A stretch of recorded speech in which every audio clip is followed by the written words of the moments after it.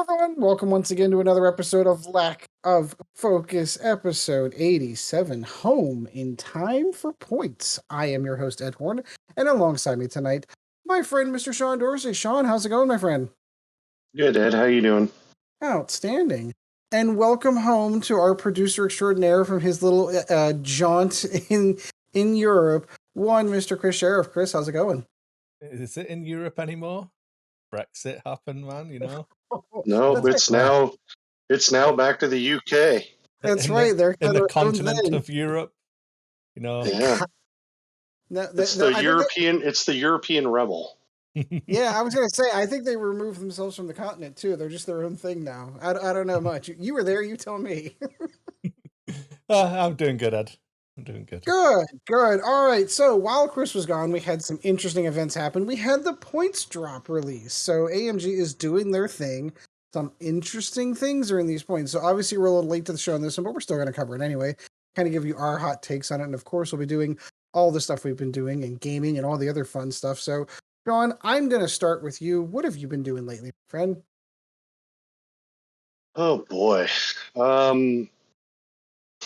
As always, as always, it's a loaded question. I rearranged my living room, put up a big Calac shelf, so I could fit all my board games on it. And No, I saw that. I want to steal that. I want to replace the one that I have behind me with one of those. it's definitely worthwhile. If you're gonna get the big one. Don't get any of the smaller ones because I maxed it out like instantly. It's full. So you Yeah, want we're to looking at Chris's. get. Yeah, I mean it's basically looks like Chris's with stuff stacked on top.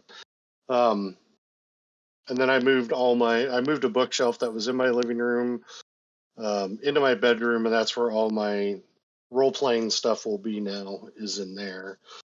What else have I done? Set up a new table because this has been what, 4 weeks for us? Yeah, it's been like a Pretty month. much, yeah. Yeah, because we had the in between show that we did shortly after the last one. We recorded, would have been on like the 10th or something, 10th of September. Yeah, so Yeah, we're so a it's been month later.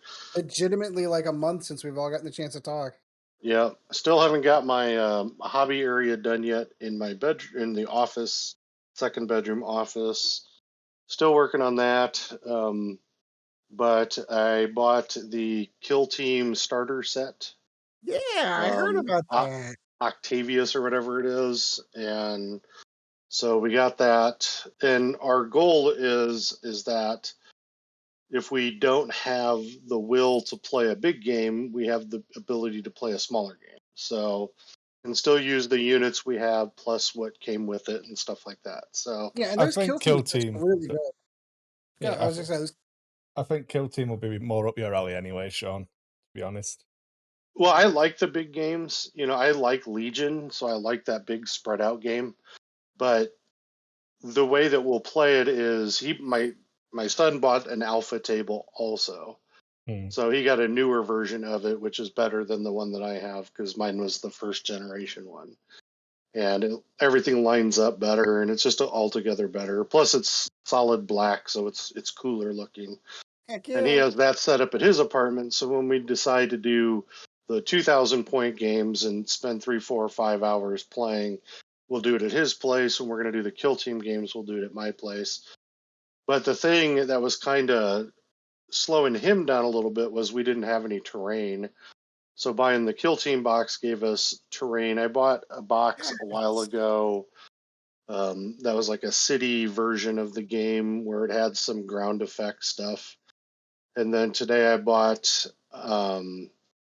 it's a $150 box of terrain. It's got the tubes and bigger, kind of more industrial terrain. So yeah, I like that stuff. Yeah, between Kill Team and that, we now have enough terrain.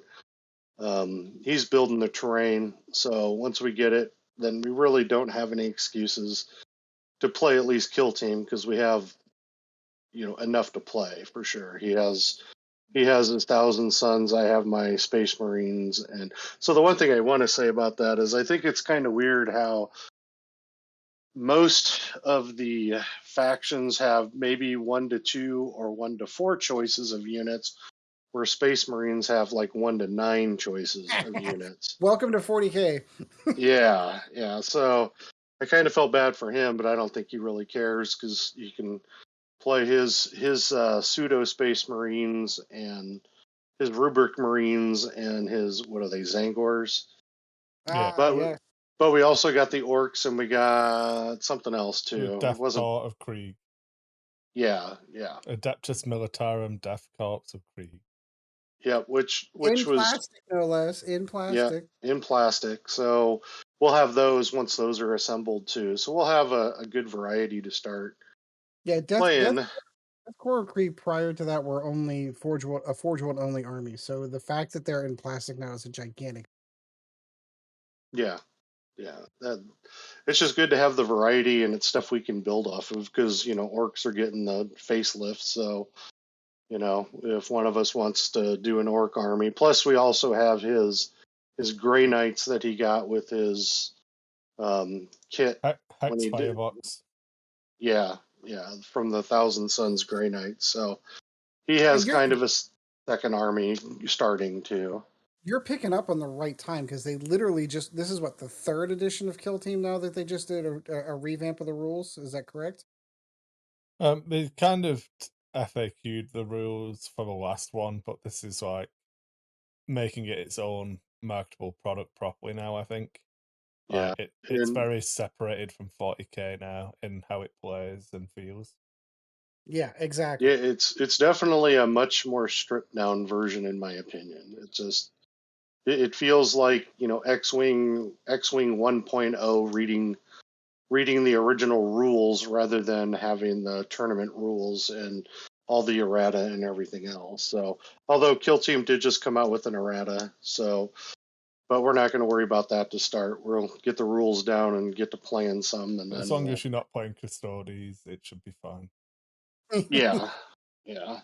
You get like So what one guy if you're playing the Custodes? You got 4, and they were atrociously overpowered for bio accounts. Yeah, because they're Custodes. Like, Yeah, but the point being, you should have got like 2 for the power level, because yes, I think was it like one guy can like kill 5 guys shooting and charge with the guiding spear and stuff, and I don't know, it was crazy how efficient they were. So I think they've lost an action point or something in the FAQ. I don't know. This is all. There's too many things for me to keep up with for me to be accurate on these statements. yeah, But and we're learning, so it doesn't really matter anyway for us. So the cool thing was, and I don't know if I had it at the time. I couldn't have had it at the time, but I got a table I bought the IKEA table that is similar to what Fantasy Flight has. IKEA doesn't have that table anymore. The Games Venter has the white tables, hmm. um, because those are a standard. I think they're like 5 or 6 feet by 3.5 feet or something. Because you could put, I believe, a mat, an X-wing mat on it, if I recall, on a table. And then, no, maybe they were like 6 feet because you could put 2 mats together on those tables, and have a couple games going. Yeah, But you this could play table, Epic on them. Yeah, yeah, yeah, you could play a full epic game. Sadly enough, though, I couldn't find that table's size, and I didn't want to get like a full size dining room table. Um, so it's a little shorter. So I'm just gonna build a tabletop to put on top, and that's what if I we, did, Sean. it's a little yeah, short for a stormtrooper. yeah, but it's only the funny thing is it's only short by like 2 or 3 inches. Yeah, but it's enough that So it's noticeable. yeah, it would be enough to where if we both did 5 moves, it would break the game a little bit on it Yep. for X-wing and stuff. I So do the same thing for playing 40K here at home. So I took basically what the standard size for 40K is now, which is 44 inches by 60 inches, mhm. 5 foot by almost 4 foot. And I took those and I cut them in even pieces. So they're in 3 little pieces. So whenever Gabe and I play here at home, I bring those 3 pieces out and lay them down. Then I lay my fat mat down on top of it, and it's perfect. Yeah, I'm gonna do so that we have. I'm gonna do two different types for here. I'm gonna do a 3x6 so we can get our or 4x6 so we can get our Armada, and I'm gonna go out and buy the 1 1/4 inch sheets of insulation, like the Yep.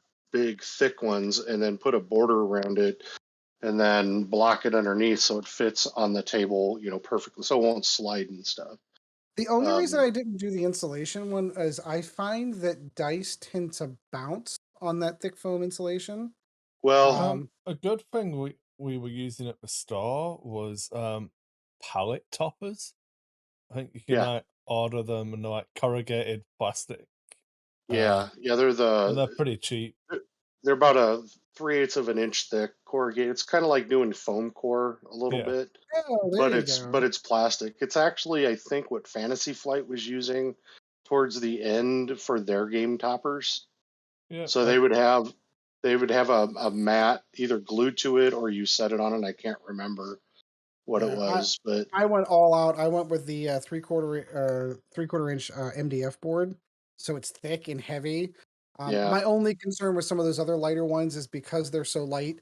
It's possible, and I have seen happen in a game store where someone clips an edge of it and it tips the whole damn table, and you have You models see knocking how over much and I've grown here? I didn't like jump all over you for when you said you've gone all out. Like, you mean you bought a new table that's actually the right size?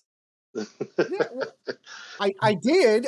So whenever ninth edition released, I went out and because I've done this table topper thing before. Like we've had them before. Yeah. When ninth edition released, they lowered the size because it used to be 4 foot by 6 foot forever, all the way back to the third edition was the standard size 4x6, and I had toppers for those. But whenever they switched over to ninth edition, I made smaller ones. Now, having said that, I sort of regret doing that because what one of the things that Gabe and I have noticed is all you have is the table, and there's a lot of bookkeeping and a lot of hey, I've got models to take off the Yeah. board because they've That's died, kind one of of the thing. reasons they went smaller was to give you room on the To, table. Yeah. yeah, yeah. But for So I me, thought I have TV trays, so everything that's off table is TV tray. that's exactly what we do, Sean. That's the Yep. legitimately that's it. So our like that's where your codex is going to sit. That's where the rule book's going to sit. That's where all the dead models are going to sit. Like I always roll into a dice tray, so that's where my dice tray sits and that Yep. kind of stuff. That's exactly what we do. Yeah, and I have a couple different types of dice trays that we can set on the table and roll into. That's why I'm not worried about that bounce you were talking about, is Yeah, you'll be because fine. the other thing you can do is put decoupage type glue on the top of it, Mm. because then it'll harden it and it'll put a few layers of that. I mean, it's a lot of glue, but you put a few layers, and then if you put either a balsa wood or some thin wood as a border around it, it actually firms the whole thing up. Yeah, that's a good interesting idea. I have to give that a shot. Yeah, or the other thing you could do to firm it up is, and it'll add a little bit of weight, is you could put the glue down and pour sand on top of it once you put the border in, and then the sand will completely, it'll be glued in place and it'll be extremely rigid. Yep, it And feels and lovely then when you rub your elbow across it. yep, but it'll be, you could seal it, use a sealer too, Yeah. and then glue it and then seal it all in place, and it's basically, that foam core or that foam board just becomes just, like a piece of wood, light piece of wood, basically at that point. And then if you put your blockers down, and the way that I'll do it is I'll have clamps so that when I put the blockers down, they'll clamp, and then nothing will move at that point. So the table flip should be a difficult, A difficult difficult try. thing to, yeah. You'd have to effort a table flip, basically. You have to try harder. Yeah, You're exactly. not trying hard enough, obviously. So, but other than that, I haven't done much. It's been real busy. My family came into town a couple weekends ago for my dad's funeral, so we had that. So I took about a week of my time there. So I haven't had a lot of game time. I played some. What have I played? Slay the Spire on Steam. So that's the game that I've been playing in the minutes that I have time to play games, and basically just trying to get everything done. Because Really and truthfully, it's harder to do gaming in the summer for me and my son than it is the winter, because the winter you don't want to be outside or doing, drive anywhere or do anything. So it's better, in my opinion, for us to get everything ready to go and then play over the winter. I You know, agree, and 100%. so that's pretty much been my month. A lot of work too. So not much game playing, but mostly prepping for gameplay is what I would call it. That still counts. That still counts. All right, Chris, you had an adventure. I'm sure I know you got some stuff done. So, what have you been doing lately, my friend? Um, well, I went to the UK, saw some family, ate lots of food, piled on a bunch of weight again. I think Yay! I was 3 kilos down before I left, and now I'm back. I've put them all back on, so giant Hanging out at fatty fat Bugsman's, fat. hanging out at Bugsman's Bar will do that to you. Um, so we literally I convinced Jill that we should go on our way to the airport because we were flying from Gatwick. So we were getting a hotel to stay down there the night before anyway. And it's like, rather than the trying to hire a car, drive to Bugman's on my own, do a thing, come back, let's just go on the way. We can eat there. So me, Jill, and Evie all did the museum tour and had a Oh, meal, and it was good. We were only in there for like maybe 2 hours or whatever, including like sitting there and eating and everything. But it was nice. I they still have the enjoyed it. space. They still have the Space Marine and the Rhino out front. Yeah, there's the Space Marine statue. There's a Stormcast now. They still have the Lurtz statue from Lord of the Rings, but it's like the fully like movie prop level one. Hmm. Um, oh, they have all of the dioramas, so you see, Horus versus the Emperor with Sanguinius dead on the floor. Um, Lovely. all of the old Mike McVeigh dioramas. Get that just touch of nostalgia. Um, I took a bunch of painting stuff back to UK and then didn't do Yeah, I anything. saw So that. I painted one Delac Ganga to do a test color scheme, and I think I actually got base colors down on 5 more, like the next morning kind of thing. But I built all of them while I was there, but I took far too much back for what I did. I didn't think I'd have. Sorry, no, I thought I would have more time, and I ended up having. So I thought I'd just be sat around the house, not really doing anything. But um, turns Guilty up, of that. Whenever I leave the house, I always take something that I think that I'm going to do with me, like a book that I intend to read, or I'll take my portable game system. Like, oh, I'm going to finally beat Super Nintendo's, Super Castlevania 4, and just I never get to it. As much as I want to, you just never get to it. yeah. But no, it was good. Nice, it was good times. I did meet up with some of our listeners from the UK as well. Oh We went yes. out to what's it? I forgot what the game store was called now. Like comic book store or something. I'll have to figure it out. I'll look it up later. Um, but it was nice. They booked a table for us. I got a game of X-wing in. They brought their ships because I didn't pack mine because I knew that that would be the only time I actually got to play. But yeah, I ran Vader in a Defender because he got cheaper, and Seventh Spoiler alert. Sister and Fifth Brother. Fifth Brother got more expensive, but not enough to make the list illegal, so it was all fine.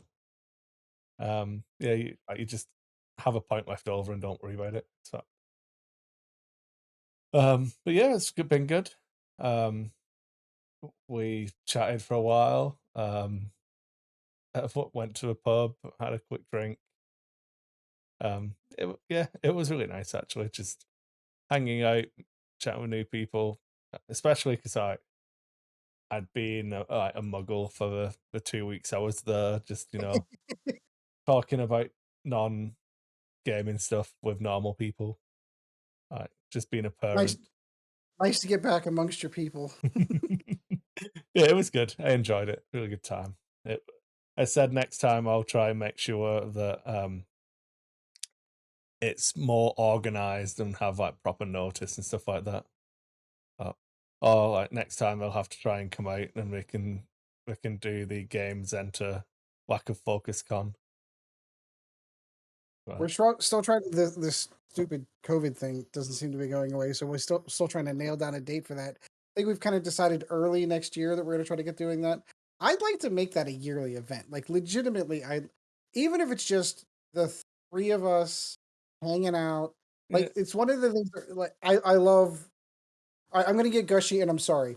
I love hanging out with you guys on a fairly regular basis, and it's always kind of weird to me that for the most part, I've only seen you guys physically in person a couple of times. That really bothers me.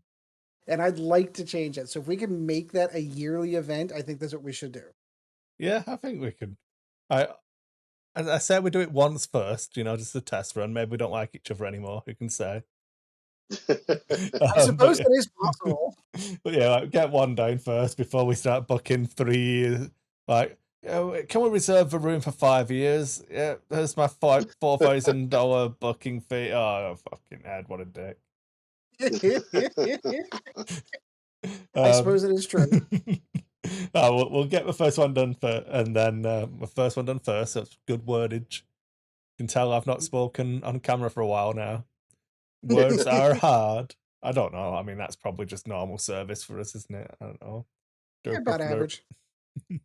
um, I played a bunch of Necromunda before I came back, but I've not managed to do anything since I got back, other than we're Saturday today, so I played X-Wing yesterday. I played my Yeah. first game of X-Wing yesterday. That was against the new Resistance Y-Wings. But I took Vader, so I just won. It was easy, Why try X-Wing, harder? X-Wing on easy mode. Uh, um, it was interesting actually because like 4 Y-wings with dorsal turrets, so that's 4 180-degree arcs, and then Jess Parva for a 3 dice attack, all moving at the same initiative. So like, I'm probably going to get shot, and it's me, so Vader's going to take damage. Like, what'd you do? And yeah, it was an interesting thought experiment of like, okay, this is how much points those are worth, so I can trade here. As long as I stay ahead in the removing his ships, the Inquisitors still move after him, so they're aces. And yeah, I sacrificed Vader in turn 2, I think. No, well, second turn of engagement. I dialed in the 4K because it's a defender. Why not? Nah.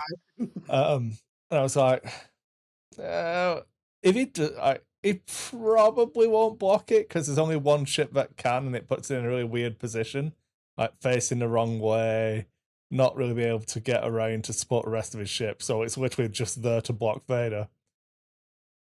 I was like, but if he does do that, I won't have a shot with Vader. I was like, well, I can move if I dial in.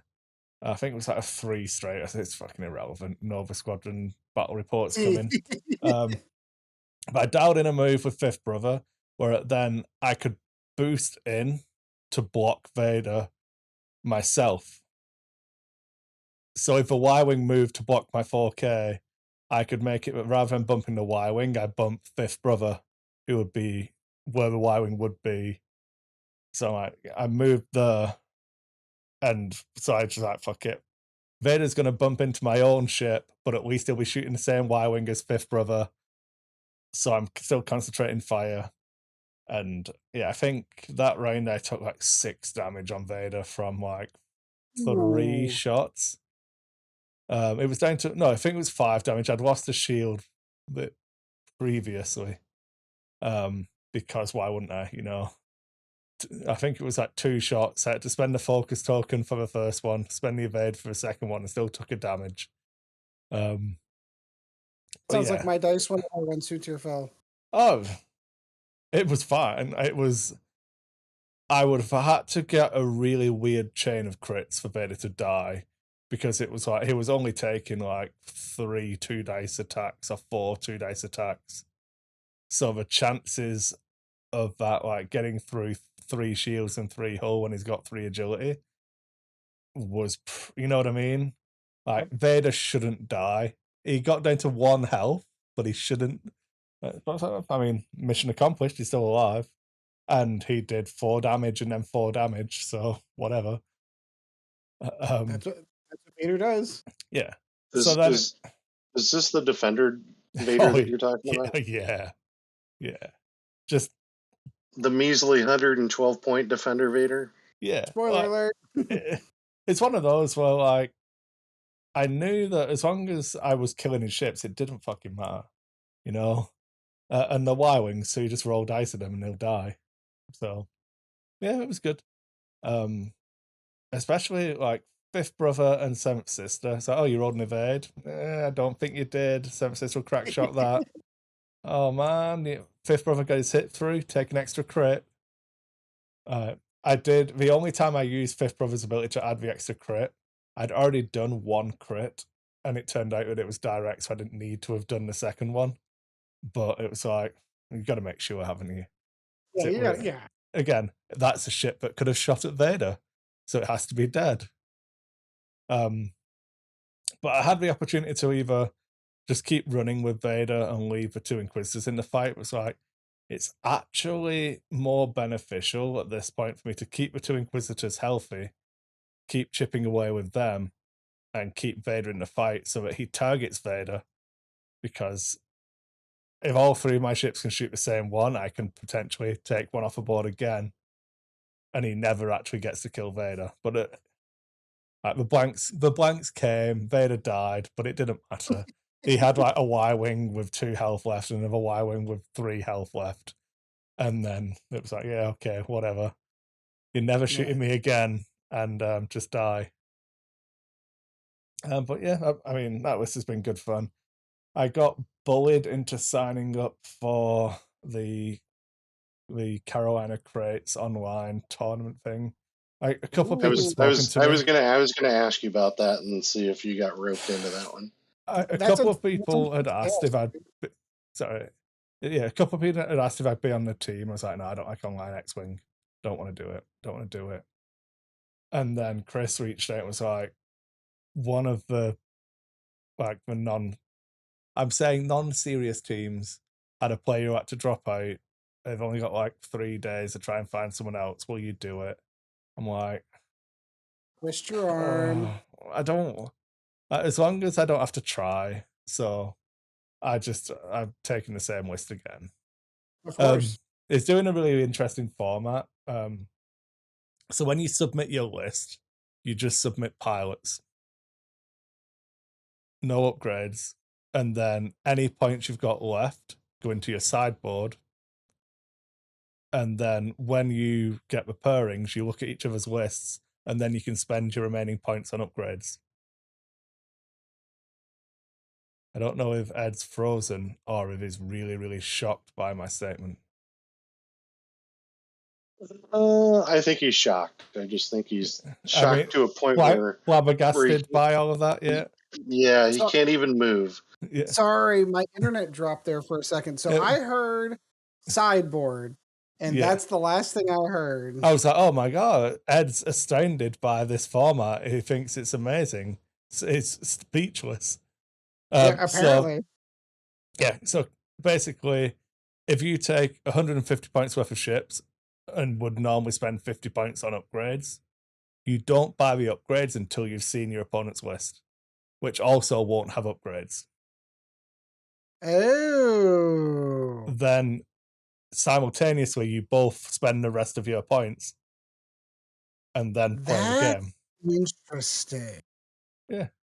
So I spent 199 points on Vader and a Defender, Fifth Brother, Seventh Sister, and I was like, yeah, fuck this shit. That seems like far too much effort for me. It's way too much thought process for me, so I'm just going to go and spend 199 points here. Yeah. I have 1 point left. Woo, what am I going to do with it? I can tell you exactly what I'm going to do with it, Ed. I'm going to disrespect, give that point to my opponent, every game and say, just take it. I don't care. You can have it, man. You can have that 1 point. Yeah. You playing it that way though? So So they're playing so the new standardized rules as far as anything that Oh, isn't 200. I don't know.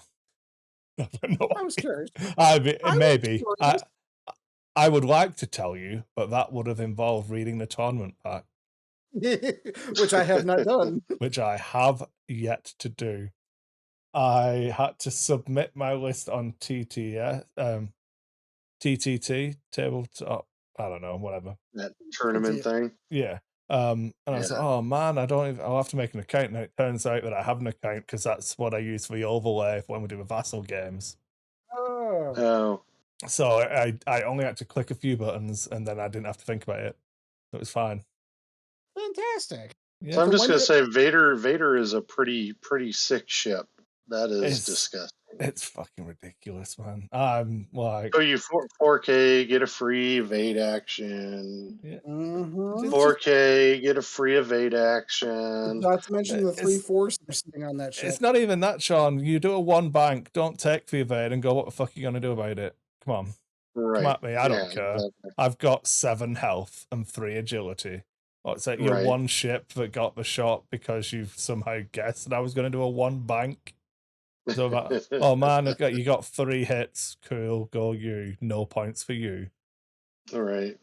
Yeah, you get to have just like a free blank out because you don't like. I tried flying him as an ace and being cagey, and you can, and like sometimes you have to. Sometimes that's the game you've got to play. Right. But the amount of games you can win just by going, you know what, I'm just gonna fucking bully you now because you can do fuck all about this. Yeah. See, Right. this You sounds like my literally can't exactly. stop me. This sounds like my kind of list. I'm just saying. Well, Uh, it's just, I mean, it's sickening because, I mean, yeah, you can only spend the force on attacks. Okay. like the even for Uh, me with my complaining about dice and stuff, even for me, it's like, oh, look at that, Vader got 4 hits, cool. Mm-hmm. 3 hits and a crit, didn't have to spend anything. Like, Right. I'll take the target. Yeah, if you take target lock at range 1, you are. I can't even think. The chances of not having 4 hits are astronomically small. Right. One of them is always a hit because you turn a blank to a hit. It's old guidance chips, effectively. You've Yep. got the reroll, and you've got 2 force left for normal eyeball conversion. So, yeah. Hmm. I think the worst I've ever done at range 1 is 2 hits. And that super feels bad. Oh man, fuck me! I got 2 hits. Jesus. Or the worst one is when you rock up and you're like, oh, I'll take my 3 dice attack, and it's like blank focus. Oh, well, I suppose I just don't have force this turn, which I couldn't spend on defense anyway. So it's not Oh, like it was a hard choice. oh darn. Yeah. But I like it. I'm not gonna lie. I like winning, and they let me bully people with Darth Vader and a Defender. So I will continue to play Darth Vader and a Defender until people stop agreeing to play with me, which should be happening sometime soon. Sometime really soon, in fact. When does the event kick off? It started today, but it's a team event as well. So you play in teams of 3. You can only have one person running a faction, so you can't all 3 of you can't run Imperials. But we got paired against an Australian team, so just trying to go through and work out like the time zone. So Yep. That's the only downside to doing these online like this. I'm at 2 o'clock on Friday. I'll be playing, and he'll be playing at 6 a.m. on Saturday. So that's about the only time we could act like if anything happens on Friday. If Evie's still ill and I can't play, I just can't line it up. There's no other time that'll work. So whatever. I'm like, I don't want to play in this event anyway. I would rather give him the win than get up at 4 a.m. Yep, Yeah, that's the right. exactly. That's the right answer. I Did mean, they did they try to break those divisions down by like location? it's not a division. It's just literally just a Swiss. But like you've Ah, got, I think you've for the first one. I think we've got 2 weeks, and then after that, you're gonna have a week to sort out your game. So the team pairings go up, and it puts you on a table, and then in that and so it's all on Discord. So there's a channel that is just pairings. So you look at that channel, and it has the team names lined up. Then that tells you what table you go on, and there's a channel which is just table 15. Then you go into that one, that's got the player pairings in it. And then um basically in that channel you just discuss with the players when you can play the game. hmm. It's pretty cool. I That's it. mean, it seems like it'll work, and it seems like it'll be pretty clean. And like the premise behind the event is really interesting, and I'm a little bit sad that I'm not engaging with it. Like if it was an in-person thing, this would be cool. But I'm playing on TTS, so I'm just like mega turbo old man. Like, oh, I clicked something like Chris has gone through and had a couple of games with me to try and like make me not be a giant boomer. But yeah, it's not good to watch. Let's just put it that way. um, yeah, what else have I done? It's October. We've It been painting is. orcs. I was like, I could start painting Ed's Sisters of Battle, or finish Sean's. Well, I've got so many things for Sean. I could finish Sean's Cyberpunk. I could finish Sean's Legion. Rebels.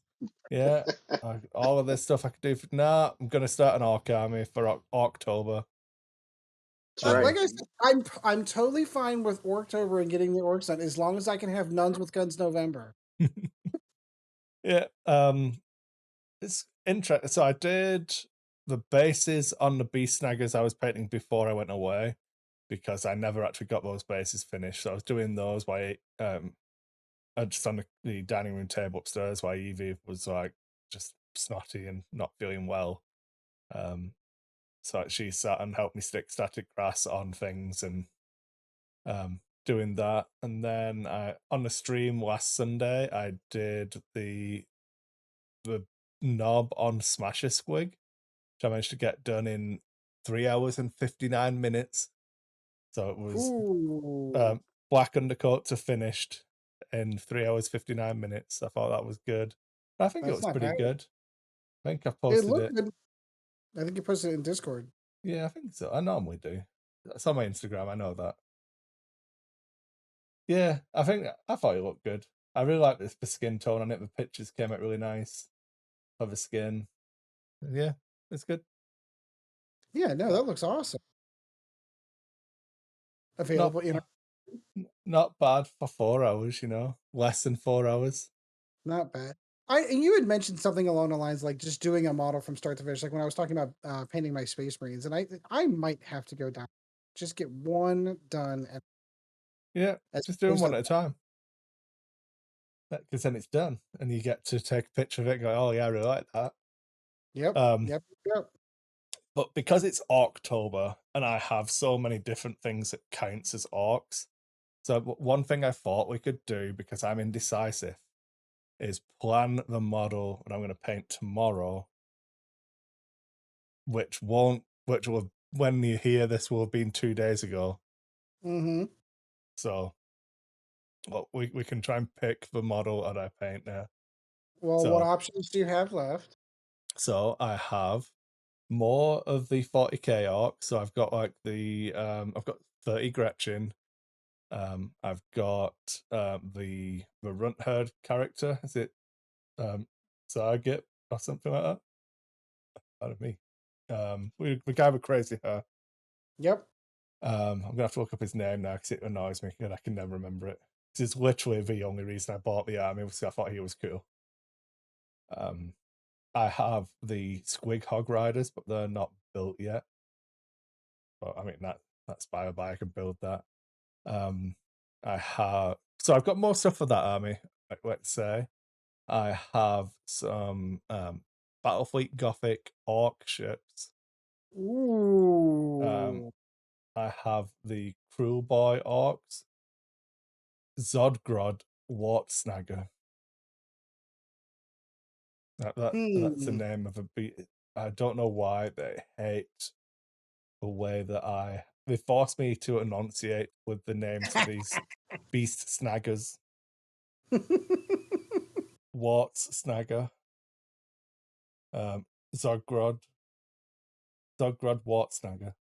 Yeah, cool. I think we're the I think we're there. Zodgrod.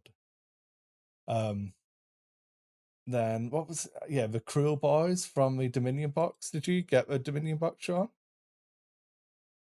For Age of Sigmar? You're muted. Yeah, I thought he would. Yeah, I did. Yep, I got that. So I've got those orcs from that Dominion box, and I'll post the picture in the podcast crap. I did buy this model yesterday when I was leaving work as one of the things I want to paint. Ooh, that's a the big breaker model. boss on Maya Brute Trogoth. So I've got that I guy. would love to see you do a big model. Yeah, I picked that up. So again, that's still in the box. So I'd have to build that tomorrow and then undercoat it and then paint it. All right, what's wrong with tonight? Well. I mean, if you want to do the editing, there's nothing wrong with tonight. You just push a couple of buttons and let it run, right? Like, there's no work to that. Yeah. So I will say that obviously the 3080 arrived before I went to the UK. And Oh, yeah. I did what was the video? Oh, I did a painting, the Crate Discord. I'm running a Tale of Crate painters for them on there, and I did a video where I made like a slideshow of talking about all the people stuff that they did for September, and it was like a 30-minute video, and I think it rendered in like 3.5 minutes. Yeah. This is what we're talking about. I don't have to sit around not using my computer while a video takes 14 hours to render. That's right. That's one of the benefits of those big beefy cards. Yeah, so that felt good. I bought this model. I don't know if you can see it. Ooh. Sorry, my overhead light is dead. So the Ogre Zombie. Yeah. So, and it's one of the ones that comes with, it's pre-primed, of course. Yeah, the And paint then it ones. comes. Yeah, then it comes with the paint.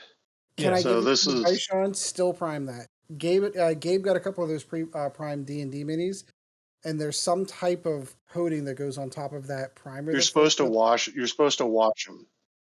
See, You actually did. Soap and water, and the best soap is like a Dawn soap, the Blue Dawn, because it'll get that coating that's on there off. You really just dip it and let it dry, because that should take that. It's not a releasing agent, because they wouldn't have primed it with a releasing agent on it. So I don't know what it is. No, I think it's just a thing to keep from humidity. So it's just like a sealer. Yeah, because you got to, these sit in warehouses, and over time, the primer, will bubble due to humidity, just like you do when you do anything. So that could be the only thing I could think of. But I bought that. That would have been it. Well, I bought that so that I'll watch the video and do it step by step. So it's already primed, and a lot of it's like contrast colors, contrast painting. Mm-hmm. So it'll give me an idea about that before I start doing all of my Space Marines and stuff. Yeah, so, Gabe watched Duncan Rhodes how to do Poxwalkers, and he's taken that all to heart, and all of his Poxwalkers look phenomenal. Yeah. So I've not finished options yet. Just so I also have some Gloomspike Gits for Age of Sigma, some of the old Night Goblins. So there's a bunch of Ooh. stuff from that range, like more squigs or actual like characters. So Well, some I try not to torture you because, like, legitimately, one of the things the one of the most recent models that I painted was one of my Trigons, and I totally forgot how much fun I had painting larger models.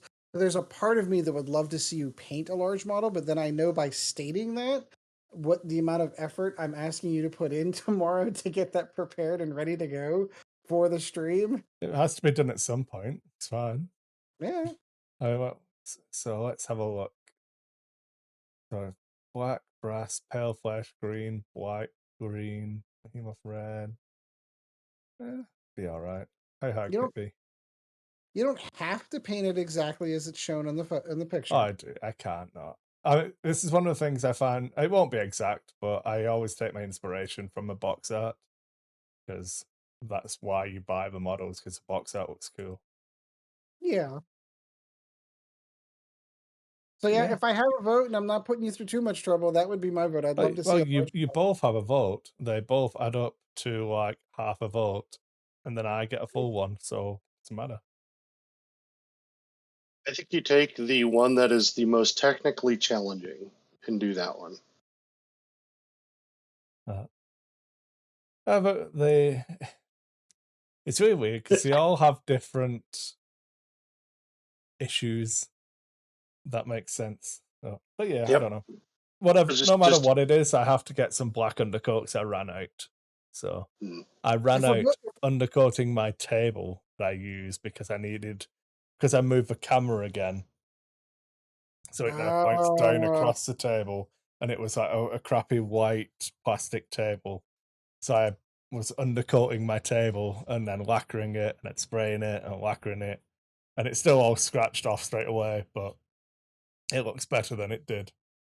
yeah, I But missed this past Sunday's stream. We had it plans. was noted. It was I, noted. I said sorry.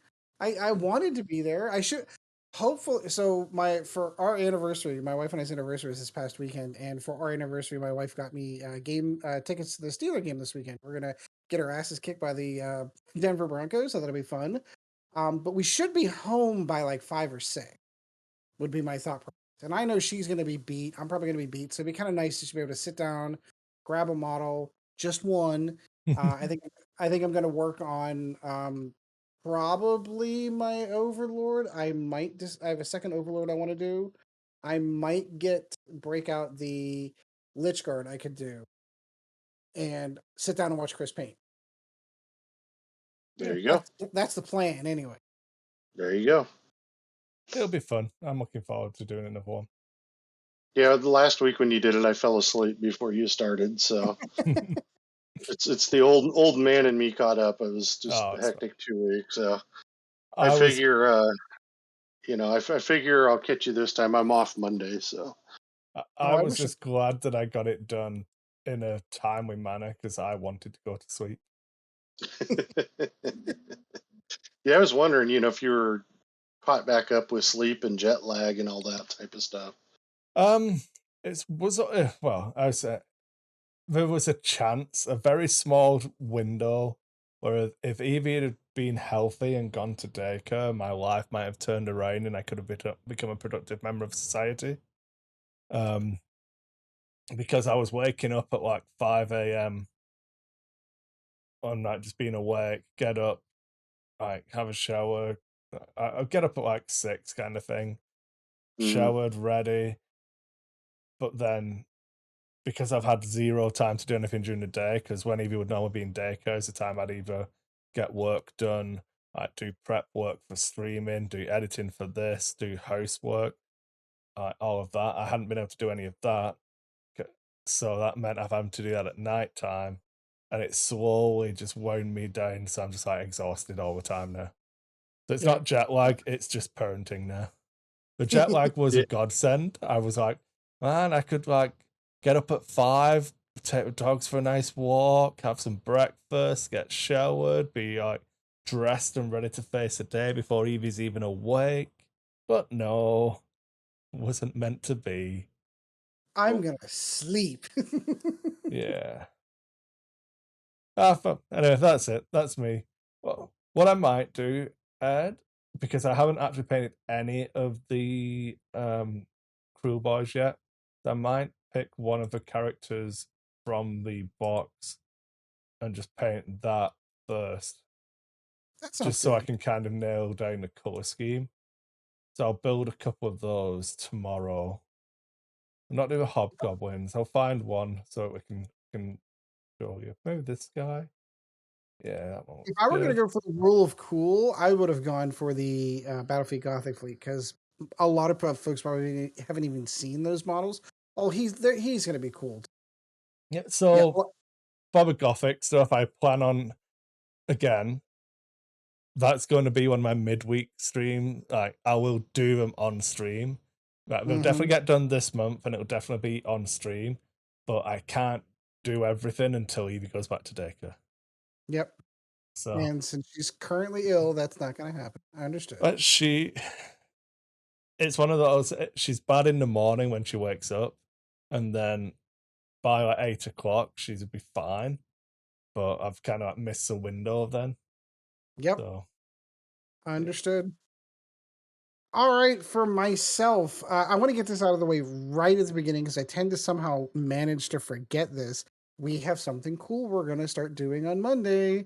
Um, Lack of Focus is finally going to get around to playing the Alien RPG as I'm preparing to GM Chariots of the Gods on Monday. I've read through that module like 4 or 5 times now. I've looked up all these weird little intricate little rules. Even had some conversation on the Alien RPG Facebook group to which the actual writer, lead developer of the game responded to me and responded to my questions, which I thought was pretty phenomenal, to be honest. So I'm really looking forward to it. I mentioned to Chris, I'm a little bit nervous.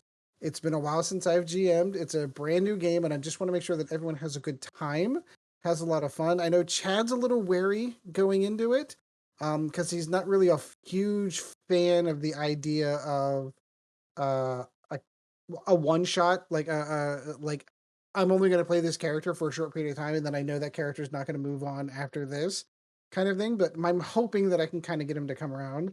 um so that's going to be it. So by the time you, fair listener, are listening to this, we would have already hopefully have played our first session and the crew of the Montero will be well on their way to some horrors in space. Oh, I can't wait. I'm so excited.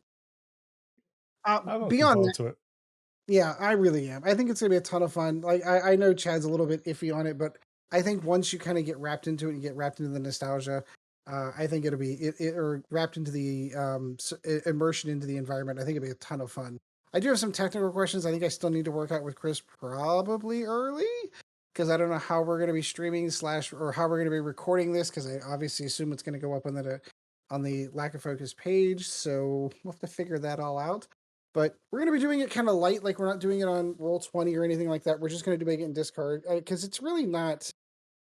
The Alien RPG is very different from D&D in the fact like it doesn't really require the maps. It doesn't really require like figures on a board kind of thing. It's really like traditional. It reminds me an awful lot of what like second edition Dungeons and Dragons was like, Yeah. where it was more role ROLE playing than rolling dice kind of playing. Where you can just say, okay, I'm in the cargo bay. Okay, you're in the cargo bay. Like, I don't need to move 5 squares and oh, there's an opportunity attack like that stuff doesn't have to happen. It's not part of the rule set. It doesn't need to. It's whatever narratively tells the story better works, and I kind of like that. I really do. Maybe that's just the old man coming out of me, suppose. Like, I don't need a heavy role playing system to be able to enjoy it. So I'm looking forward to that. That's going to be a ton of fun. Beyond that, it's been 40K all the time. Ed's little 40K corner. We're getting to the point now. We've creeped up to 2,000 points.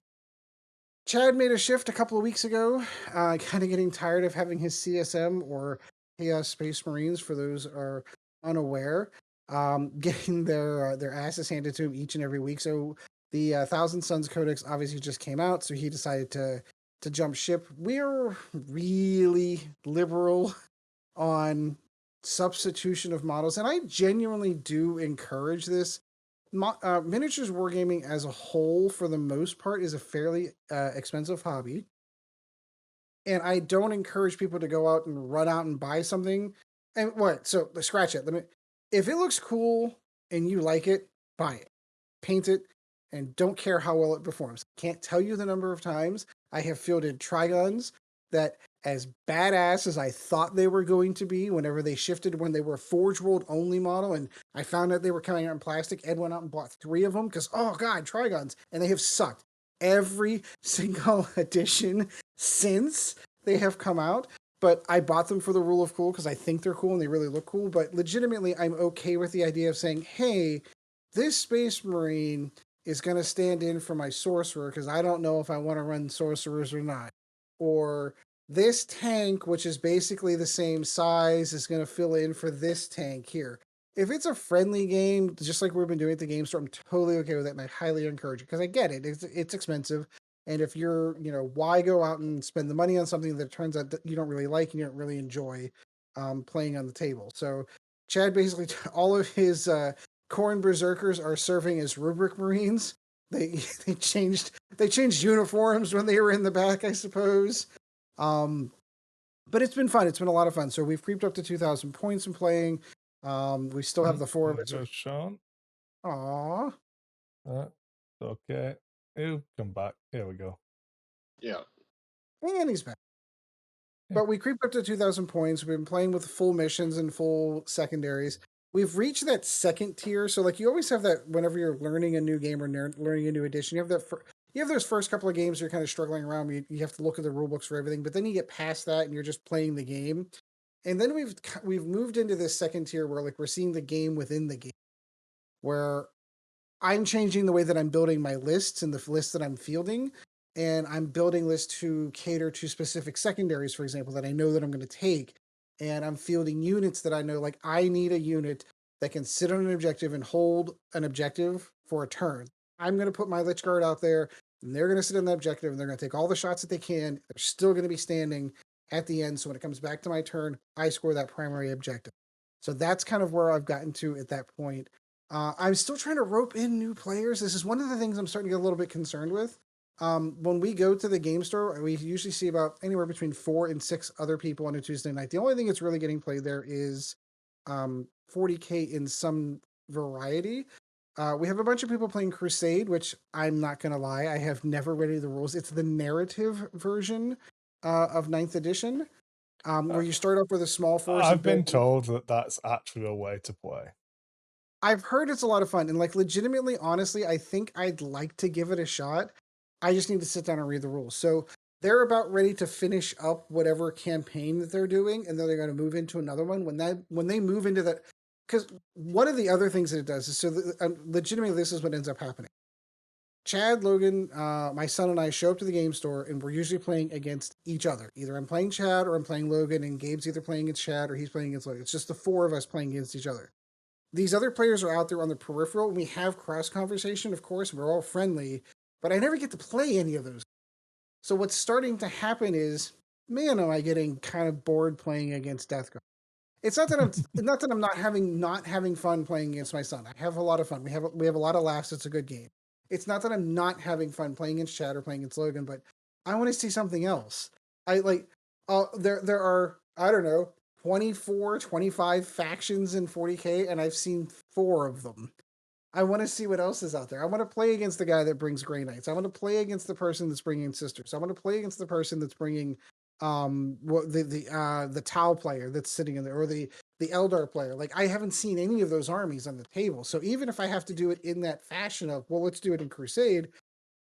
Plus, I'm trying to pull other people's in. Trying to build that community back up, where I can get more people involved. So maybe I'm not scheduling a game against Chad. I'm scheduling it, and I'm going to make names up because I'm going to make names up here. So if I cross and populate a name by accident, I apologize. But I want to schedule a game against Bill or Fred or Joe because I've not played them yet.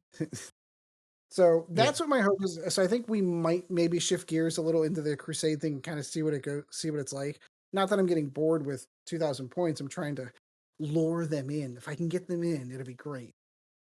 Well, I think that's where it's good to have the variety between, for us as Kill Team and in the bigger game because you may not want to play a 2,000 point game, Yeah, and or you may want to play it different.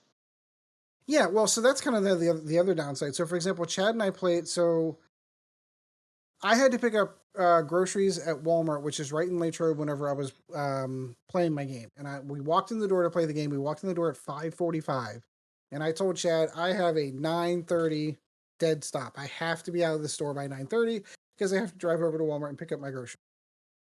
And I think we got through like 2.5 turns, 2,000 points. Now, part of that is Chad's still learning his new army, so he's still looking stuff up. Part of it is his psychic phase takes 35 minutes on turn one. Like, hey, they're in it because every single unit in his army has a psychic phase. And my Necrons, it's like psychic phase. Let's move on to shooting because I don't have any psychers. Like, legitimately, Is he doing Thousand Sun? he's doing Thousand Suns. So, like, legitimately, like, his psychic phase on turn one is 35 minutes long. It's ridiculous. Oh yeah, yep. Yeah, but once he gets it down, it'll go a lot quicker. Yeah, and again, when he Just kill the before psychers quicker. Easy. Problem solved. I didn't get a chance to shoot. I haven't moved yet. He had turn one, so literally it went movement, psychic phase. That was an hour. Like, it was crazy. Oddly enough, though, like Gabe and Logan's playing their game beside us, they finished. They went like full 5 turns in the time frame it took Chad and I to do 2.5 turns. So technically, at the end of that, I hadn't taken my side of turn 3 yet, but when I was forced to pack up. But even if I had, by the end of that third turn, Chad was in the lead. I don't know how the game would have turned out if we'd have gone another 2 turns like we should have. I highly suspect. I think Chad was well on his way to beating.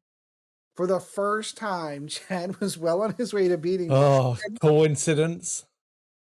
Well, and again, you know him, you know what he's like. He's like, oh, Ed's losing, now he's got to leave. No, it's not that. I told you before the game started that I had to be out of here at 9:30. So I don't want him to feel like he got robbed of a win because I think I don't want him to feel like he's never beat me, but he's never beat me. Long may I reign. I've said this before. I want him to win a game. Like, he was elated. So whenever Gabriel started playing Death Guard, Gabriel put a bullseye on his back because his army was light years ahead of what the orcs are capable of doing. He can crush me every single time I play him. And he, of course, was stomping on Chad. So for like week, Gabriel was like impossible to beat. The only person to beat him was when Chad rolled out Thousand Suns for the first time, and it was something Gabe didn't know and didn't know how to fight against. And Chad wiped the floor with him, like almost tabled him. So Chad was like, I don't want to say he was like skipping and doing a victory lap around the store. He didn't get that far, but like he was skipping, and he was happy. I'll just put it that way. He was happy that he was able to put play a competitive game. Because like, no, don't get me wrong, there have been armies what that are you trying to say that not everybody likes just sitting there getting the shit pushed in day after day? Right, exactly. Like, at some point in time, you want to feel like I'm picking this up, I'm getting this game, and I've been rewarded with a win. And it was good for him to do that. And he's still, like I said, that's why I don't want to take away what he did on our game on Tuesday, because he was going to win that game. He rolled enough mortal wounds that he was taking out a lot of the units that I put in there for durability. That all of them have invul saves, and they don't matter whenever it's mortal wounds, mortal wounds, mortal wounds. Here, have some more mortal wounds. And I'm like, ugh. So like he was whittling me down awfully quick. So like I said, if I had played that out in my head, I would have thought he would have won that game. So it's been nice having something a little bit different to play again. That's really about it. I've been meaning to get around to painting stuff. I broke my golden rule and I actually fielded Lich Guard on Tuesday that were not painted. They were primed silver, and then I fielded. I need to pick up a couple of Chronomancers because I'm switching over from using Technomancers to Chronomancers. So my Technomancers are proxying as, and I don't like that either. So I've got 2 Chronomancers on their way here because my store never has anything ever in stock ever. So my goal is that we're not playing this upcoming Tuesday. The following Tuesday, all of my stuff will be back up to fully painted. And I'll be painting Lichguard as I'm watching Chris do his paint. All right, so that was a long one, but we haven't talked in a month, so blah, that's what's going to happen sometime. That Yeah. was a long one. Let's get to the main topic for the evening points. Lots and lots of points to go over. And it's my understanding that the best place to find this, and I will give AMG some credit, is apparently they have their own section now to be able to find the rules documentation for X Wing on their website. Congratulations, AMG. Finally. We did it. Only a few months late, but they did it. So if you want to get the most up-to-date and most color-coded correctly, apparently, version of the rules, I recommend going over to amg.com/xwing dash doc. All right, Chris, where do you want to begin? Um, The fact that I Vader's mean, where 112. where I want to start is literally just like Vader and then First Order, but we should probably go through like Rebels and all that garbage that no one really cares about. Yeah, Filthy rebels with the shields and like not dying. I know, right? And a lot of their stuff went down. Well, a lot of their stuff either stayed the same or went down. The only thing that seems to have come up, just going through it, 10 num. There's an interesting one. 10 num went up. So if you scroll all the way to the bottom, for the rebel upgrades, Mm-hmm. the servo motor the stabilized S files for B-Wing are 0 now instead of 2 Yeah, points. look So at that. 10 num went up 1 point, which is a net reduction Yeah. of 1. So 10 you would take the S files on him because he synergizes really well with it. If he stresses himself, he can spend the stress as a focus.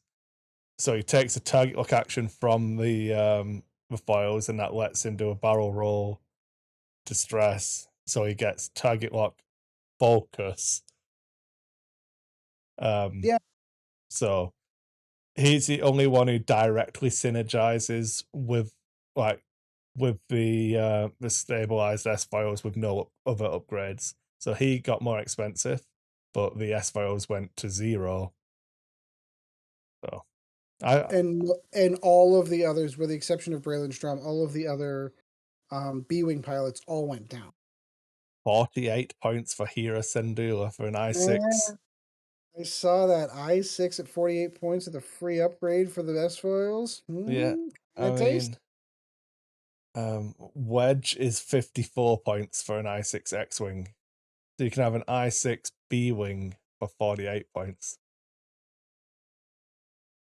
Just saying, just tossing that out there. Pretty good. Luke I mean, Skywalker dropped to 60 points too. yep, Luke went down. I mean, is it a bad thing if Luke's really good? No, no, I've made Like, that, and that was oh one of the main. no, people are playing Luke Skywalker in an X-Wing in this game called X-Wing. Oh no.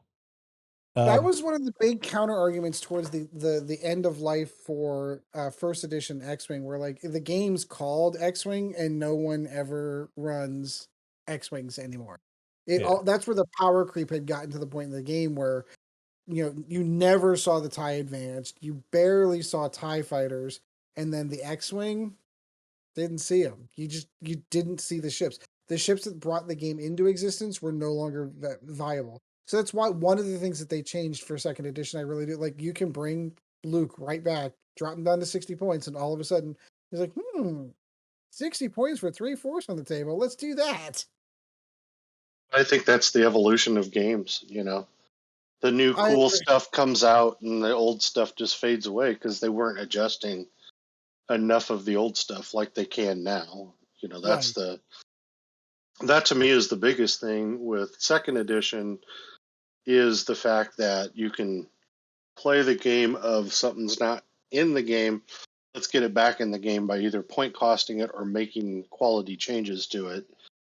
And Spe- they can. Speaking They of quality can. changes, I know we talked about this on pre-show, but the Y-Wings losing the gunner slot and getting stupendously Ah, cheap.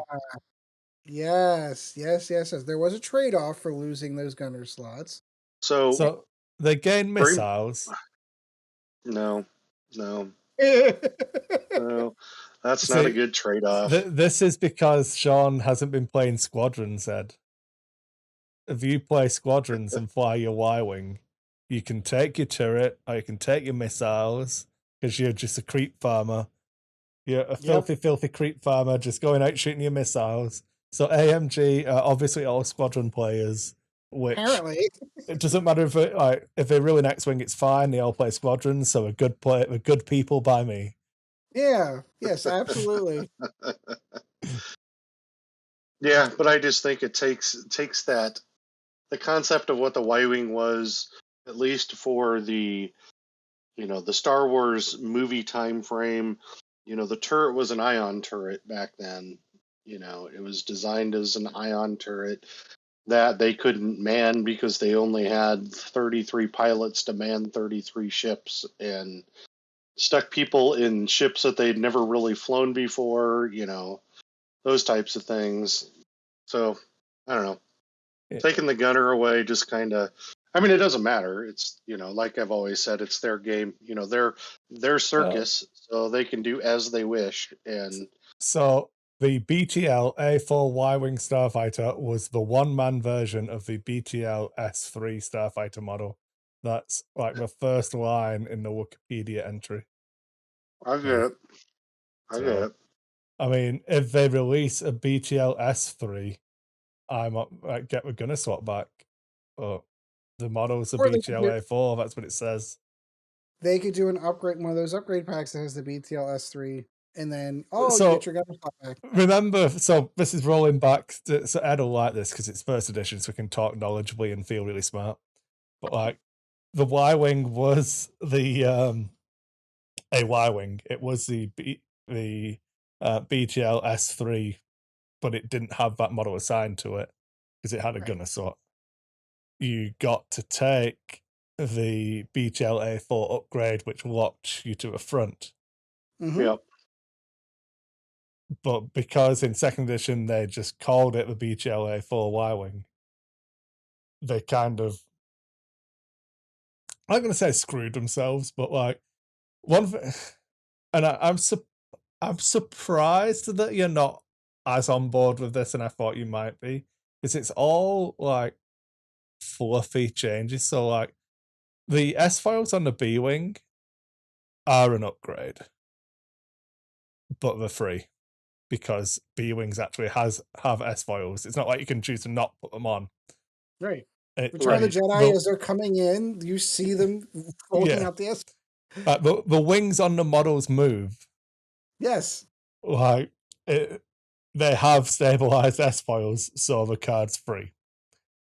And I'm on board. I like it. I don't like roll that cost into a chassis. It's fine. The model says it's a BGLA4 Y-wing. So to me, these changes are made by people who care. No, Chris, this is the second speaking moment. Who care, who have a passion for Star Wars, not a passion for X-wing. If that makes sense. Yeah, no, I get it. These I are Star totally get Wars it. people making these changes. Like, I get it. No, I'm the Sean, complaint. There isn't a complaint in here. It's just like more disappointment than anything else. yeah, and Just because. in in your defense, I think I agree with you. Like the fluff that we got early on in Star Wars history stated that the 33 pilots and the 33 Y-wing.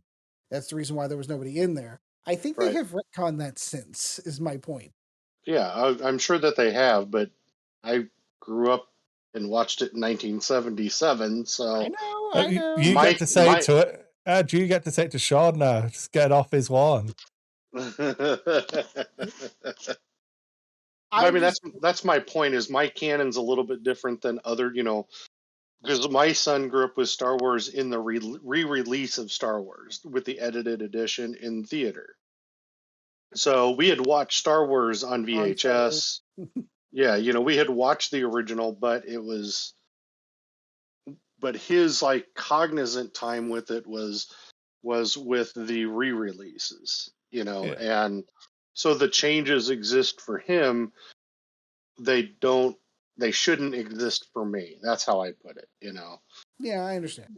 I mean, I could be, non-curmudgeon here and just say, yes, do whatever you want, but there has to be some push. It's just like, my old ass is, while you guys were talking pre-show and I'm looking at the sheet, I'm like, why isn't the initiative on this sheet?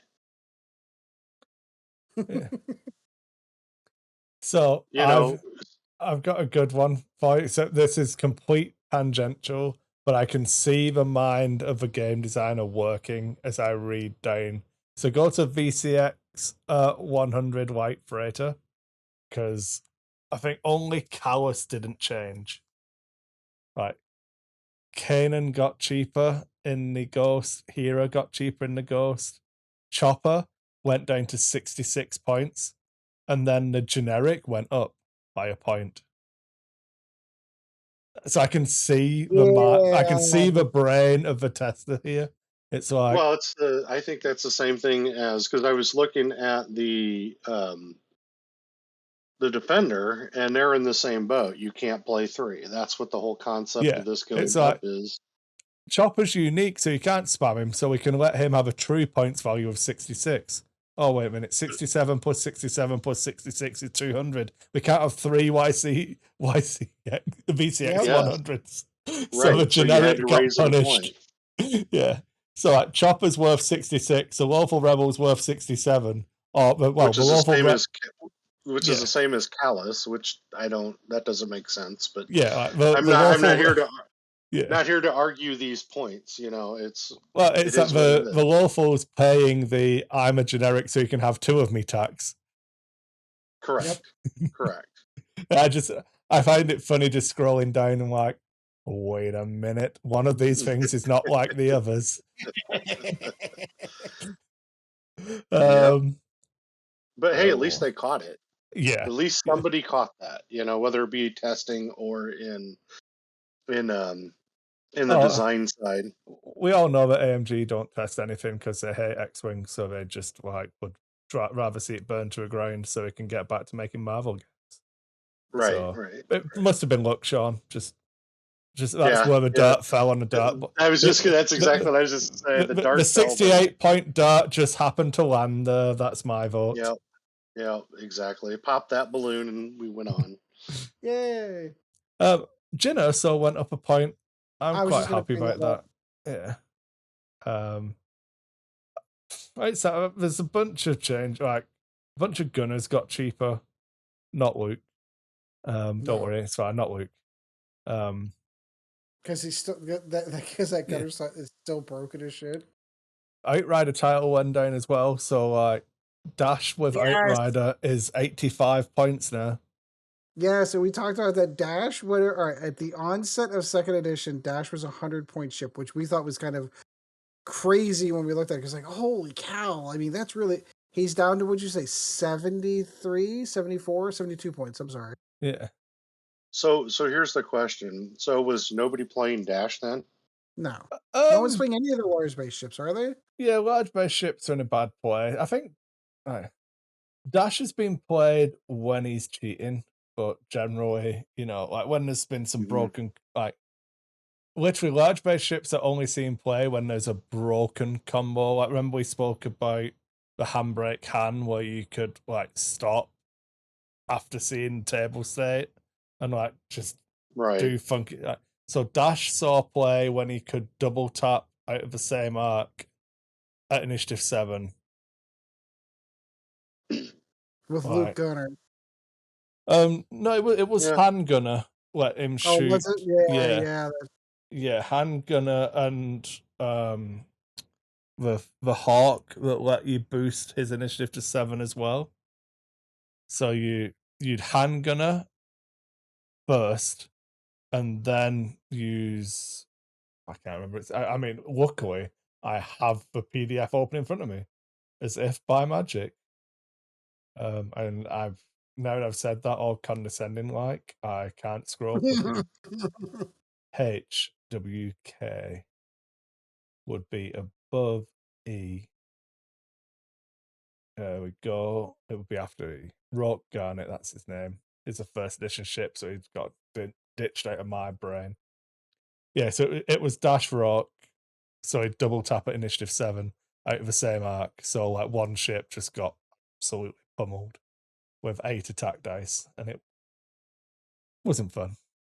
As someone who definitely didn't get Venro into range 1 by a literal gnat's cock, it wasn't fun. Shall we move on? Do you want to do Imperials? All right, let's get the gushing over. Darth Vader somehow, some way in the TIE Defender went down in point. Not up, down in point. I'm still trying to understand the logic of that one because from everything that I've seen on the table and the couple of games that I've watched with him being on the table, he is so strong. So strong. In the nicest possible way, this is pandering to people who make bad choice. And this is pandering to me. This is allowing me to be good, to feel, not, I almost said allowing me to be good at X-Wing. That's a lie. This is allowing me to feel like I am good at X-Wing. Like, oh man, look at that. I got to move last with perfect information with my ship that rolls maximum hits all the time with no effort required. Man, I'm so... Why don't you just get good? Oh. Like every pilot on the chassis of the Defender either went down or stayed the same. Like every one of them. Yeah. So does that mean we're not seeing Defenders on the table? I mean, no, we're seeing one definitely. I can assure you. I get that, but I mean, so Vader won an event at 115 points and still went down. Oh, I think this, as I said, I think this is done by people who love Star Wars. And if you love, I mean, how long have we wanted to play with Vader and a Defender? Oh boy, how I mean, those conversations go all the way back to when the Defender released and why is Vader not in the Defender? Way back in Nova Squadron Radio days. Does 3 points really make a difference? Does it? Yes. I mean, yeah. Would it make my list illegal if it wasn't? Maybe, you know what? Now that I've said that out loud, maybe not so much now because bids aren't a thing anymore. I think maybe before the 3 points may have been a bit of a bigger deal with bids. I'm going to be honest. I don't think they should let me play 2 named Inquisitors and Vader. They shouldn't let me do that. They do. I'm like, I don't care where those points go. If you want to increase 7th Sister, and like, you need to increase that combination by 2 points somewhere so that I can't do it. I don't care how you do it, but you should stop me. Because I will. I'll just keep doing that until someone says no. Well, even if they bump a point up on one, you said your list is a what, 199? I've got 1 point left, so yeah. Yeah, like, so they'd have to do 2 for you. you. 2 points have to go somewhere. But and you just run, until they do. Right? Yeah, you don't need to run them any other way. You can have the point, Ed. I don't care. I'm going to run these naked out on principle because it's less cards for me to carry. That extra piece of cardboard on that 1 point card. Yeah. I'm not disagreeing with you. I have my Vader box set sitting back there. I've got one. I think I've got 1 or 2. I'd have to go back and look of the Inquisitor ties because way back in the day it was the Inquisitor was the one you ran. You never really ran all the generics. I may only have one. I may have to run out and buy another one, but I like that idea. Just I've got 3 ships, 3 cards. Let's go. Yeah, it's good. I'm a big fan. Especially like you'll make a mistake and then you go, okay, well that ship's going to invade then. Yeah. Oh no, I made a mistake. You get to shoot 5th brother. Well, he'll take an invade and have 2 force. It's a good job token stacking's hard in 2nd edition. Unless you're a force user. Or an entire squadron of force users. Oh, man, I felt like Jimmy Carr then. You could tell I've been back in the UK. Like, oh man, I've got getting the mannerisms down. Only for people who are watching the VOD. And also know who Jimmy Carr is. So can I point one weird one out that I'm still scratching my head on? Yeah. The I mean, you are the generic. host. You can do what you want. That's title alone, just we're on the same page. We're the hosts. We're a collective. Generic TIE interceptors went up. Were we seeing a rash of the Saber Squadron and the So Alpha Squadrons? Nash Windrider stops your generics from being removed. So there's a bunch of lists where you got a lot of low level 3 dice attack ships. That's downside is that they just explode, with a ship that let them not just explode until after they'd fired.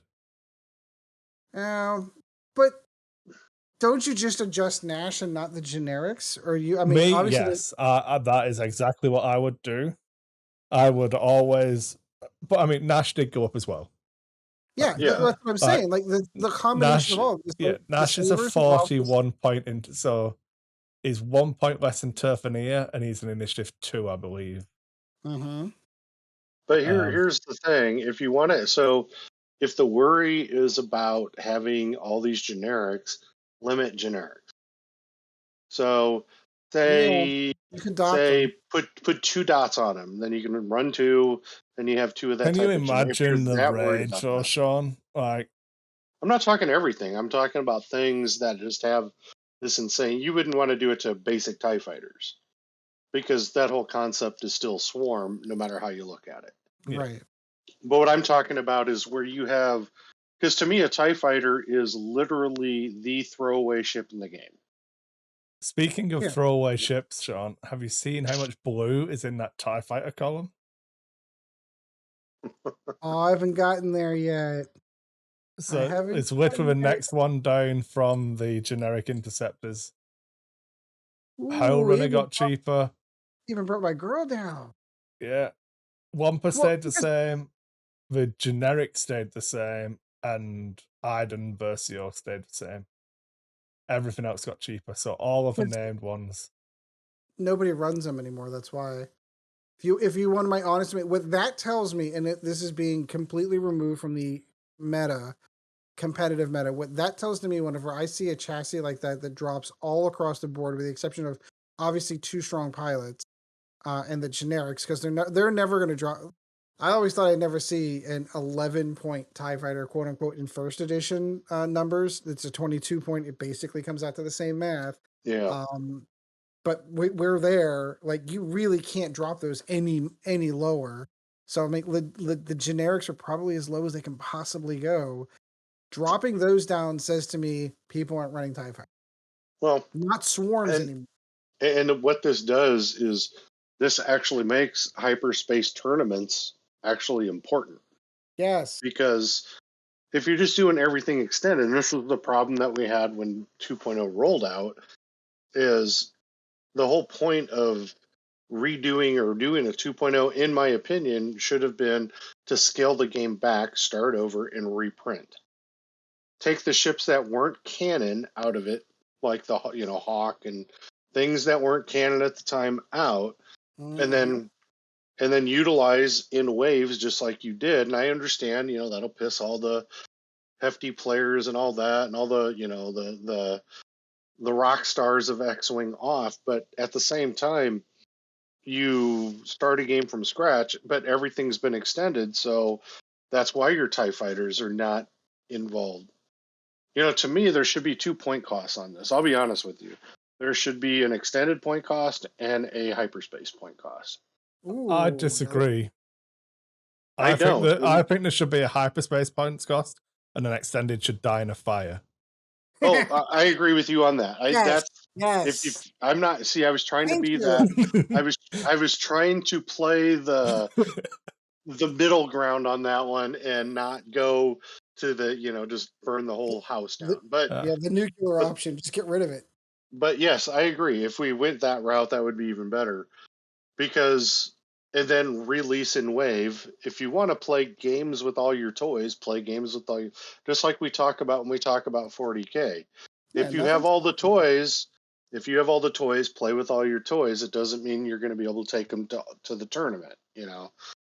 Do it in Yeah. hyperspace, release things, which will force now AMG to reprint, which is something that needs to happen. And I know they stated it in their, what was it, a Gen Con report or whatever it was, whatever thing that it was that they talked about it. And then you're getting the game back. You know, right now the game is still first edition. It just has a second edition skin with similar problems because the back of the book is very full, and I'm seeing the Orset ship with, you know, almost everything being changed in it. Mm-hmm. And a lot of the X-Wing, you know, also. You know, and that's, to me, that's where you have a problem with your game, is because you're too broad, you're too vast, and you're still at the same point you were. Yeah, you don't have all the token stacking unless you're playing Force users. Force users, which, you know, was an end of 1.0 problem. Now you just get to this problem all over again. And yes, die in a fire extended, please, Please. because, you know, I would rather have it where you could wave ships in. You know, new wave releases, they become just like it was in first edition when you went from second wave to third wave. You know, they released like right after store championship season started. And then if you were an early store championship, you didn't get to use them. If you were a later one, you got to use them. And if you were at that borderline, it was up to the TO, because it had to be fair if everybody had access to them. Mm. Right now, though, I mean, I can go out and, you know, I can go out and buy Darth Vader and put, now whether you play it well or not, it's a whole different story. But I can go out and buy Darth Vader and literally compete in tournaments because of what they've done, you know, instead of having it waved out, you know. And now TIE fighters, you know, you might have somebody throw it, but now you're never going to need to, because you don't need to worry about scrub points anymore. You know, you don't need scrub points. Now you're going to go with aces. You're going to go with these high point ships now because the game's built that. You know, the aces and the better ships. Sorry, that's my 2 cents based upon Chris's nuclear options. So Yep. And No, I I'm on board. agree. Anything else we want to cover over? I saw that Palpatine went up a little, Sloane went up a little. I like, Yeah. so I'm just playing around on squad builder now, but like just going old school, doing Vader in the advanced with Ooh. afterburners and then shattering shot for 76 points. But now you can fit Inferno Squadron with him. So Iden, Cena Marana, Gideon, and Dell all in there, and obviously marksmanship on CN for to activate her ability. Give the old Ace mini swarm kind of build again. Yeah. I just thought I like the Inferno Squadron. It's nice, you know. Yeah. So yeah, Fun. that all fits now. And you've got like points left. I mean, I don't know. I'm struggling to spend all my points at the moment. So it's sad times. I don't know. I can't All right. quite. I can't fit Malice on there. Oh. Uh, You want to go to Scum now, Chris? oh man, scum and or villainy. Cutthroat All went up. I'm massively happy that Cutthroat went up. all the Um, IG-88. Oh, yeah, all of that's interesting. Oh man, when they're that was up. they're probably not in use. You know, I Yep. mean, great first edition ship, and I personally, number one, what can you run? Yeah, you can run 3. So You can. I don't know if you want to, but you can absolutely run through, because the lowest point one is D and B respectively, both in the same point cost at 61. You could run those two plus another robot if you wanted. You could run 3. That's yeah, actually kind of scary now that I'm thinking about it, because that leaves you with you had 180. Let's say we ran CBD, that you're at 184 points. That still leaves you 16 points left over for upgrades. yeah. yeah. That's kind of scary, actually. Um, Yeah, there's but no red. One red. Sorry, there's one red in all of Scum. Boba Fett got cheaper. I don't know why it's still got some upgrade slots left. So Like half a mile of them. well, it doesn't have a crew slot anymore. What else? Missile. So they've got crew. Yes, he's swapped a crew slot for a second modification slot. So he's got 2 mod slots now. You Yeah. can't run Maul on Boba Fett. Big sad. Boo. I think that's probably an old change. I think that was already in, but he got cheaper. Yeah, the cartel spacer went up. I don't like that, but whatever. Generic. That's why. Yeah, people They're hate starting to pay. generics. Yeah, exactly. It's the generic. The lost episode where we talked about the importance of generic pilots and why they're important to the game. Yeah, they're paying the tax now for running a generic. Yeah. Mm-hmm. Black Sun The Assassin, same thing for the Star Viper went up. yeah. Guri went down, but no more Yeah. sensor swap. So you can't run Hmm. advanced sensors Guri anymore, but you gain a tech slot. Now that's interesting. The one that I've not tried it yet because obviously I've played like one fucking game since I got back. But Guri with primed thrusters seems like she would be really good fun. Different to how she used to work, but she feel like prime thrusters is letting her do swoops and her weird barrel rolls. Just saying, like, just feels fun. And her being cheaper, like, Doesn't hurt. yeah. Especially because like Guri can carry her stress really easily because her ability just gives her a focus token. It's not perform a focus action. It just gives her the. Yeah, so she can stay stressed and just still get modded shots. So yeah, Prime Thrusters Guri with Virago seems like it could be good fun. Yeah, a lot of their stuff for the most part. Like you get into some of their upgrades. Their upgrades, um, but Jabba went up to 11 points. That makes sense. Let's have a look. What am I looking for? There we go. That it was sorry, just talking through everything. So Jabba had been doing funky stuff with false transponder codes, which also went up, I believe. That's in the generic I will stuff. get to, yeah. And then overtuned modulators. Jabba does interesting things with overtuned modulators. So Interesting. overtuned modulators, I'll just read you the card,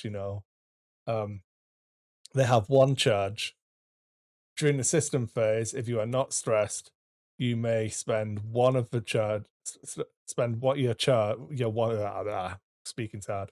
You may spend 3. one charge and gain 3 calculate tokens. Then, during the end phase, if your charge is inactive, for each green token you remove, you gain a strain token. So you spend your charge, gain 3 calculates. If you don't spend those calculates, you take 3 strain when you take them off. The other thing that happens during the end phase is Jabba says, "Oh, would you like a charge on overtuned modulators?" True, I'd love one Which means your charge is active when those tokens are removed. So there's no downside to the card. at all. So Yeah, yeah. Like yeah, that makes sense. it's definitely punishing specific interactions, which I think I'm on board with. So But do I. That's kind of what you want to do. Instead of pointing out a particular pilot or a particular upgrade into unusability, you yeah, take that specific combination and make it uh, a little bit more taxing to do. yeah. Overtune modulator is 3 points. Jabba being 7 or 11, I can't remember. 11. You went up to Yeah. 11. Well, still, I think. I mean, I'm sure I could still build a list that abuses the shit out of this combo. Absolutely. Absolutely. I mean, I'm going to do it right now because Boba Fett still has an illicit swap. Sure does. I mean, it would be a real shame if he was probably the best pilot to actually abuse it anyway. 88 points. Okay, seems good. And then we'll get a party bus. Everyone loves party buses, right? Heck yeah. So Boss, because why wouldn't you? And then Java. Okay, I've still got 41 points left. I mean, I'm sure I could take other upgrades if you need me to, but like, why would I need to? Greedo. I mean, I've got Boss. I need Greedo. The binary. Am I an upgrade or a downgrade card? What's your initiative, and I'll tell you. And then 40. What can I get for 40 points? I think. Where's it gone? There it is. That one.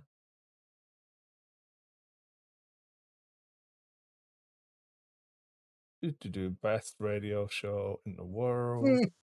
You're gonna truncate all the silence anyway. Maybe I will. Maybe I don't, like the listener. Oh, he Um, does not. He does not I speak don't. for I the don't mean entire. that. I don't mean that. Yeah. Well, you've got 40 points left. You know, do what you want, man. Live your best life. I don't know. I mean, we can scroll through Scum stuff that's good and less than 40 points. Yeah, there's plenty of. Yeah, I mean, you could take Captain Seavor if you want to just randomly jam stuff. You can still take one of the M3As if you want a cheap torpedo carrier. If you want 3 dice attacks, you can fit Curax. Yeah, there is a bunch of stuff you can do. I mean, they let you take Torquil Mux and just say that they're initiative 0. Anyone who would shoot before boss, just make them initiative 0. Just say no. Just say no.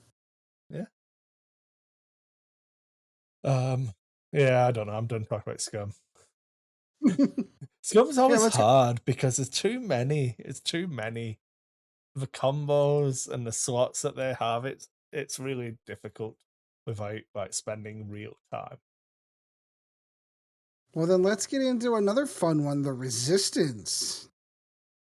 The big one for Resistance, transports went up, but got like an extra cannon slot. They can take synced cannons now. Ooh. Did synchronized cannons come down?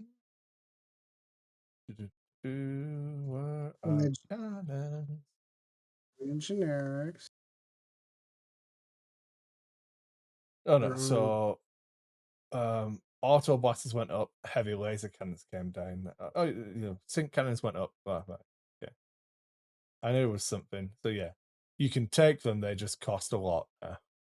Yes.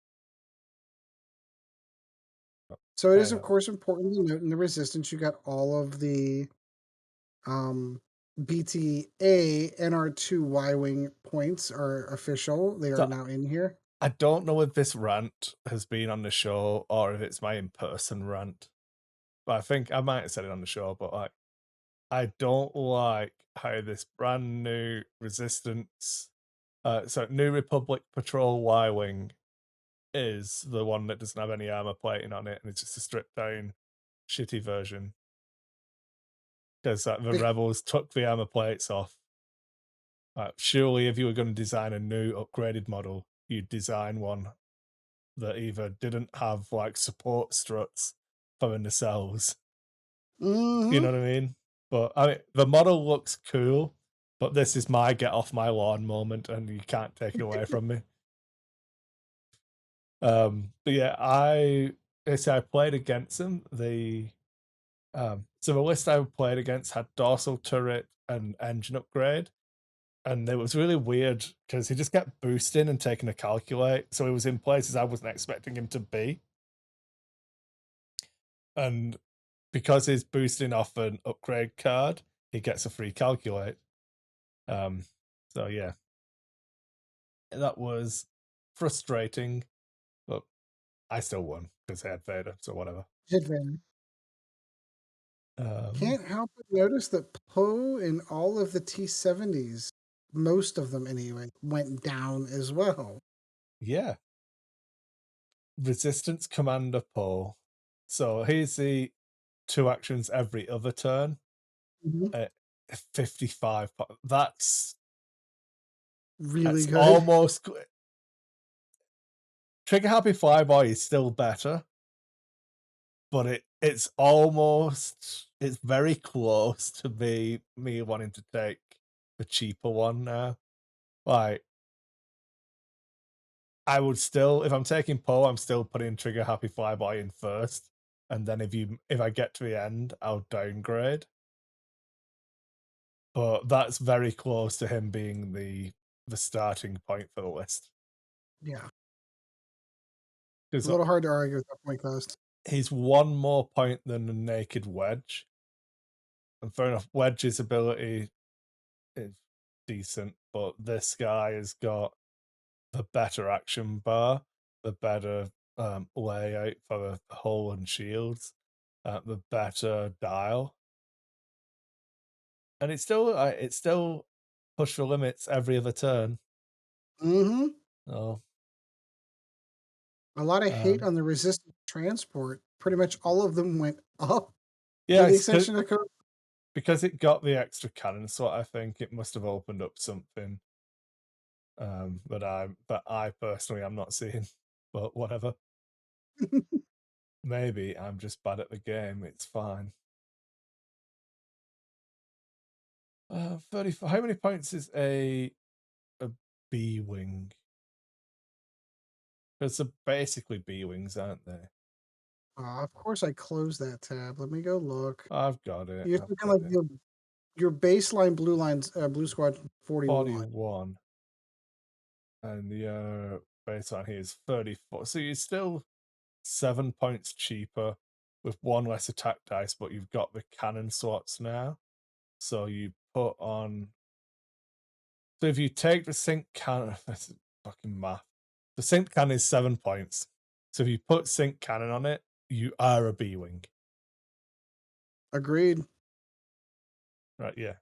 So I suppose that's why they put it where it is. You're a B wing that can coordinate. I don't know. Whatever.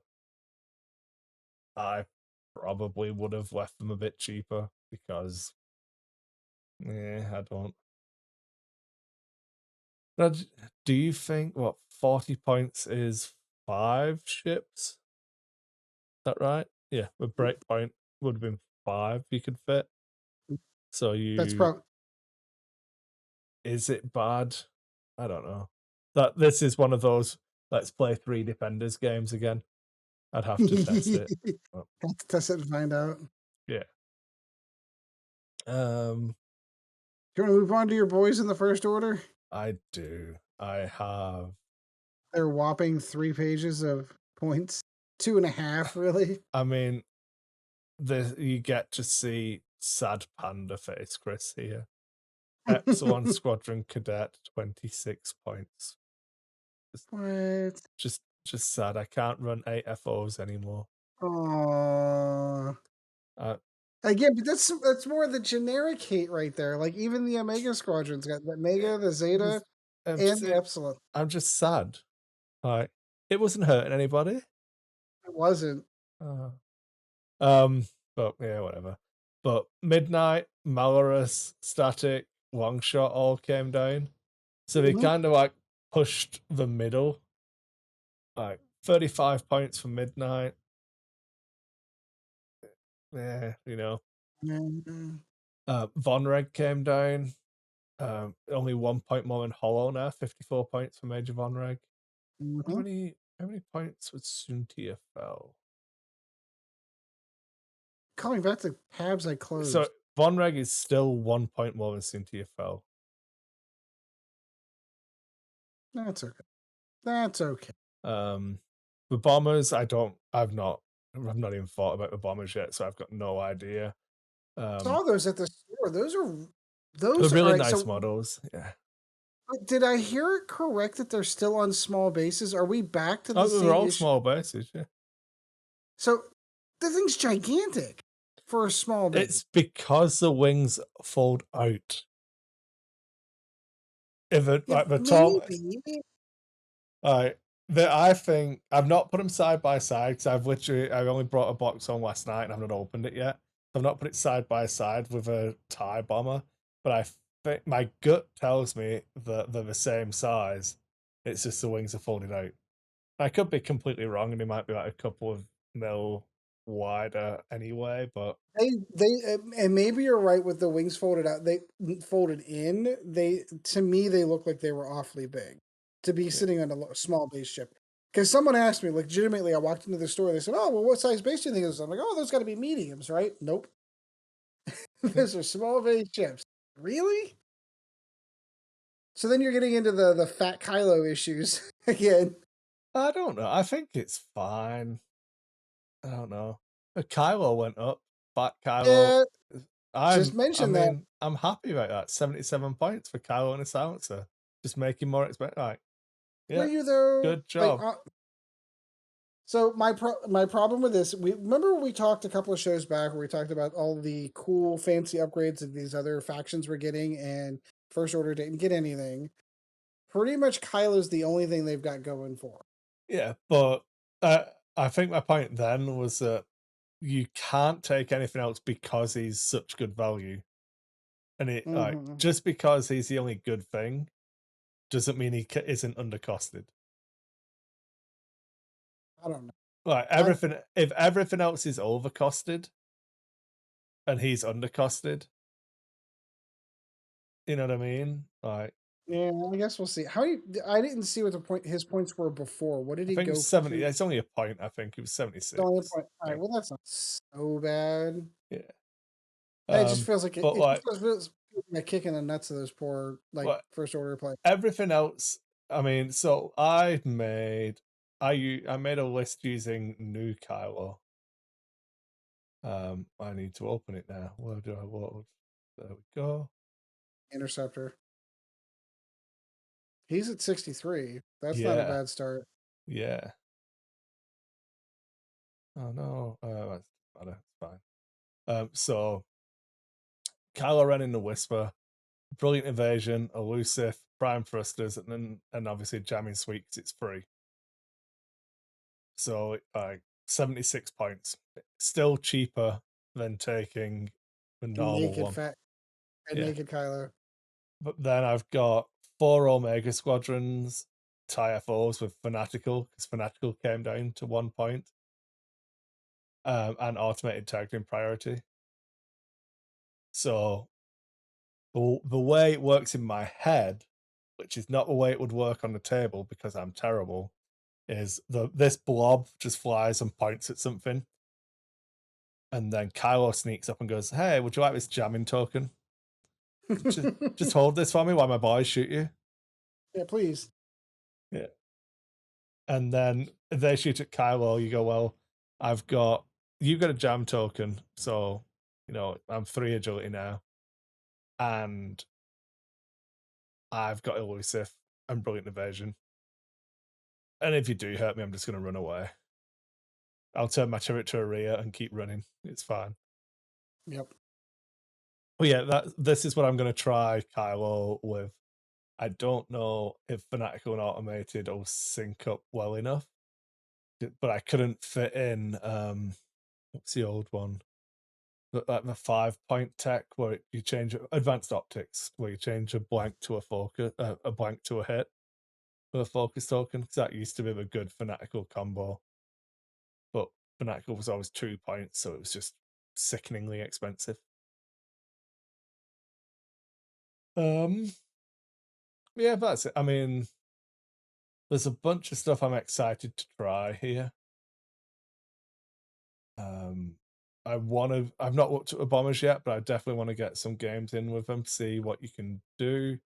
They just seem like they're going to be fun to fly. I think there's a bunch of stuff you can do just to mess with people. System phase boosting to bump people who moved before you. Like, oh, it's you've got your ace. Yeah, well, I'm going to take Daredevil on my ship that can boost, so I can just mess with you. Um, the Xi class shuttle pretty much got cheaper across the board.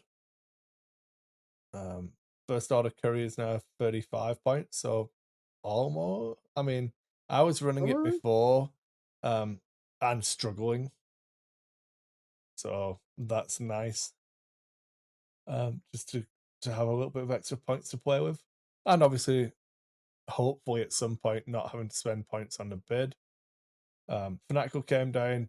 Tritanium power cells came down, so a bit of Yeah. regen got cheaper. The only time I think that regen got cheaper, I think it got more for everybody else. Maybe. That'd be under generics, wouldn't it? Oh no, it stayed the same. So yeah. Regen for first order got cheaper. Thank you. Yay! Republic. Look. Do you want to hear what this is? One where people get salty. We can just jump straight in. Sure.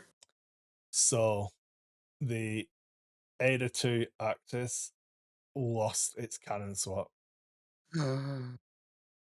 No. Yeah. So it's a new ship. It made 1 point cycle, I believe, before it just went, nah, you're not having that. Yeah. No, Because we're not doing that. so what people were doing is you put auto blasters on it, and then Oh. Republic have a droid which lets you change a hit to a crit 3 times a game. So auto blasters being out of arc, any crits can't be blocked by evade dice. So it was just auto damage that Yep. you like. And then obviously Anakin could take Malice, which is another way of generating crits. So on this release, there would have been 2 different aiders with auto blasters who could guarantee crits without even having to use marksmanship, and just auto damage that you couldn't, like an uninteractive game. So, Yep. What else do we but have in the Republic? well, Anakin's 51 points. Yeah. Soon to your About fell is 53 points. yeah. Anakin's 51 points. Yep. Like, yeah, Well, okay. It's only 2 dice out the front, 3 dice if you're in bullseye. But I do have the force. you 3 do. of them. So soon to your fell, like if he gets in bullseye, he gets a focus token. I just have 3 calculates all the time. All the time. All the If I get time. you in bullseye, I get a 3 dice attack, the same as soon to your fell. So if you want to compare fell having the token, you have to give me 3 dice attack. Yep. If that makes sense. It does. Well, and keeping in mind, like, so everything across the board for ether sprites went down. Like, so I know you're talking about the other ship. I know. Yeah. But like Anakin, and even in the ether sprite, went down to 59. Yeah. Obi-Wan went down. Mace, Plo like the whole suite. Hell, even the generic Jedi went down against the grain with all the other generic hate that we're seeing. And then of course That I everything got mean, that's a really weird one for me, because so we have to scroll all the way down now for the configurations, but Mhm. all of them went up. Yeah. Yeah. I So was the kind of Aether sprites got cheaper, but whereas in the configurations which are built into every ship went to 0. So this is like they want there to be 3 versions of the Aether sprite. Compared, that's if you think about it, if you take the configuration for the B wing to 0, It's because you only want it to be one B wing, and that's a B wing that has the configuration. Because there's no point not. So the logical conclusion to that would be for the Aether Sprite, calibrated is the cheaper of them. So you'd make calibrated 0 and or increase the cost of every Aether Sprite by the amount that calibrated was, and then reduce the points of 7B to match. Because Yeah, you that want makes to sense. upgrade from calibrated to 7B. If that's the train of thought you're using that they did with B Wings. But because they haven't done that, they've kind of broken it out. You know what I mean? So it's interesting that I think I might have said about a design philosophy earlier, but it's obviously not. It's kind of like fitting it to each individual ship. Like, so, I mean, I don't know that I've ever seen a naked Aether Sprite that wasn't trying to be janky in some way. So I don't know if this is correct or not. If that makes sense, you know, I don't know if it's a good thing or a bad thing. It's the only one that It's like, feels weird because, like, again, so like you were talking about calibrated's on an I6, for example, 7 points. The Delta 7B on an I6 is 24. yeah. Like, that to me screams, you don't want to do that. I don't want you to do this. I recognize it's a card in the game, but don't. I mean, 50, 24, did you say? 24 points. So 63, 83 points for Anakin. Yep. I mean, how that is for. Oh man, how many points? I mean, I suppose a better way of doing this might be looking at Obi-Wan. How many points is 7B Uh, on an I5? so on an I5, it is going to come out to 20 points. So So that would that put makes Obi-Wan at Obi 67. 67. How many points is Luke? Didn't we just cover he Yeah, went down to he's 60, didn't he? 60. So Obi-Wan's got, because I think like 7B is basically an X-Wing. It's better because its chassis ability is better than S-Files. Luke's ability is really good. Obi-Wan's is okay. I mean, sorry, that's a lie. Obi-Wan's is really good as well, but it's very different. But yeah, I don't know that it's a you shouldn't do that. I think 83 points for Anakin 7B is workable. Yeah. I I mean, mean, it's I'm still paying 112 points for Vader. I think Anakin in 7B is probably, you know, I can yeah. probably make that work. I guess I'd argue that Vader's chassis is much better, but I would argue that why aren't I taking the 51 point version of Anakin instead of the 83 point version of Anakin? yeah.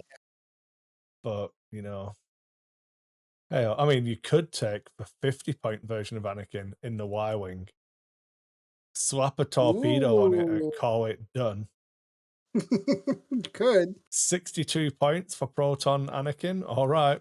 Look, if you don't kill me, I'm going to reload these and do that to you again. Yep. Wait, hell, you could do, what is it, 55 points if you do. I mean, I'm literally just making this up right now on the go because I hadn't actually thought about this. But Anakin with nothing other than, what is the torpedo? Advanced protons. But yeah, 55 points. If you don't kill me, I'm going to reload my advanced protons and have a target lock 3-4 shot on you again. Yep. You're muted, Sean. I think you're talking. No, I'm just shaking my head. Okay. You know, Yeah. Like, it's that great podcast gold. You know, for the fans to not see. So yeah. But like, yeah, obviously you can do a lot more with a Ada 2 Anakin or even like an Aether Sprite Anakin. But 55 points for like, I'm gonna roll 5 dice at you and if you don't stop me, I'm going to do it again. You have to, don't you? You have to try. Have have to. And then, it's only 8 health, but you can't crit. Oh, it's really hard to crit it because it's the Republic Y-Wing. And then it just flies away. Just run off. It's fine. What are you going to do? Don't worry about it. I don't know. That's almost cheap enough that I would seriously consider it. Food for thought. I mean, you're giving up, what, 28 points? So remember, the other aspect of this as well is that if you know I'm going to need a bid, you just bully people with this guy. It's not an ace anymore. This is like the wedge. Oh, like we're talking about Vader just bullying people. This is what this does. You just fly it into an area, establish your lock early, and then that ship can never go anywhere where you could land at range 1 of it. Yes. Because they'd be dead. Yep. You'll be dead. Separatists. Boy, Django and Zam went up. Wonder why. Yeah. Can't imagine why. 84 and 80, or I'm sorry, 80 points and 84 respectively, taking it up to 164 to run those 2 points. Yeah. I don't know how big the jump was between those two, but my guess was that was fairly significant considering all the bitching that I saw on Facebook. Yeah. So the thing before you talk about Oliver Red, you have to talk about landing struts and what we just spoke about. So grappling struts, landing struts, reports to stabilizers, all of those configs went to 0. Right. Like, reports to stabilizers were a 3-point card, and they went to 0. So this is no, you're supposed to take this. This wasn't supposed to be a choice. These ships have this stuff. Do it. It's fun. So, Dooku also 14 or up to 14. Yeah. Yeah. So you got the auto correct for all of that. That makes sense. The bombers all went up. Yeah. For those reasons. The gunships went up, the bombers went up, the vultures went up. The interesting one for the vultures is separatist drones. So the initiative 3 ones came down to 21, and the Trade Federation drones went up to 21. So you now have the initiative 1 or initiative 3 are the same points. Yep. Which makes the only thing I still find weird, and maybe again that's my first edition brain still kicking in. It still feels weird to me that a higher initiative pilot is the same or even less points than the generic below it. That's so bizarre. So the easiest way to do this is using your first edition brain. Which defender was better? The initiative 1, so with pilot skill 1, or with pilot skill 4 or 5 or whatever it was? Well, 1 was, because it would move first. So you got to do your K turn. Yes. Yep. Yeah. Yep, you were positionally better. Yeah. So, what's better, initiative 1 or initiative 3? Or does it depend? So you could argue they're both equally valuable depending on the game state. So them being the same cost. So I think that's fucking genius. Yeah. Well, it gives you 2 options, two play styles. It does. Yeah. That's interesting. Yeah. Zam went up to 11 from like 4, which good. I don't care if a card's good or not. There's too many words, so I'm not reading that. Yeah, and then generic upgrades. Auto Blaster went up. I think that's just people hating generics. Like once you took the cannon off the Ada, I don't know that Auto Blaster had anything wrong, but whatever. Do what you want, man. We already talked about synced laser cannons a few times at this juncture. Sensitive controls went to 0. That's probably good because it feels like a downgrade to me. independent calculations went to 0 for separatists as well. Oh, see, I just Yeah, wait again. sense went up. Extreme maneuvers went up. They listened to the show. Mm-hmm. They did. It's okay. I can. Everyone who's panicking, I can because Von Reg went down. I can still fit extreme maneuvers on Kyle. It's okay. Don't panic. It's fine. They tried, but no one can stop me. It's fine. Multi-missile pods got cheaper. Cloaking device got cheaper too. Yeah. Thermal detonators got 2-point increase. Ion bombs went up. Advanced sensors went to base size. Yeah. 13 points for a small base ship. 11 for a medium, 9 for a large. So that's interesting. It's good. It's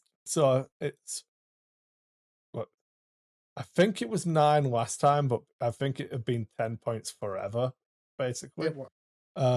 But that means it's a little bit cheaper for like your Upsilon, where you want it because you're going to do a stop kind of thing. Right. Elusive got cheaper. I'm sure that won't do too much. Duke got cheaper. Saturation salvo got cheaper. I'm not even going to talk about Teflon Belleron. Yeah, okay, got you. It's a card. It's cheap. Still don't take it. Yeah, I don't know. There's a bunch of stuff in there.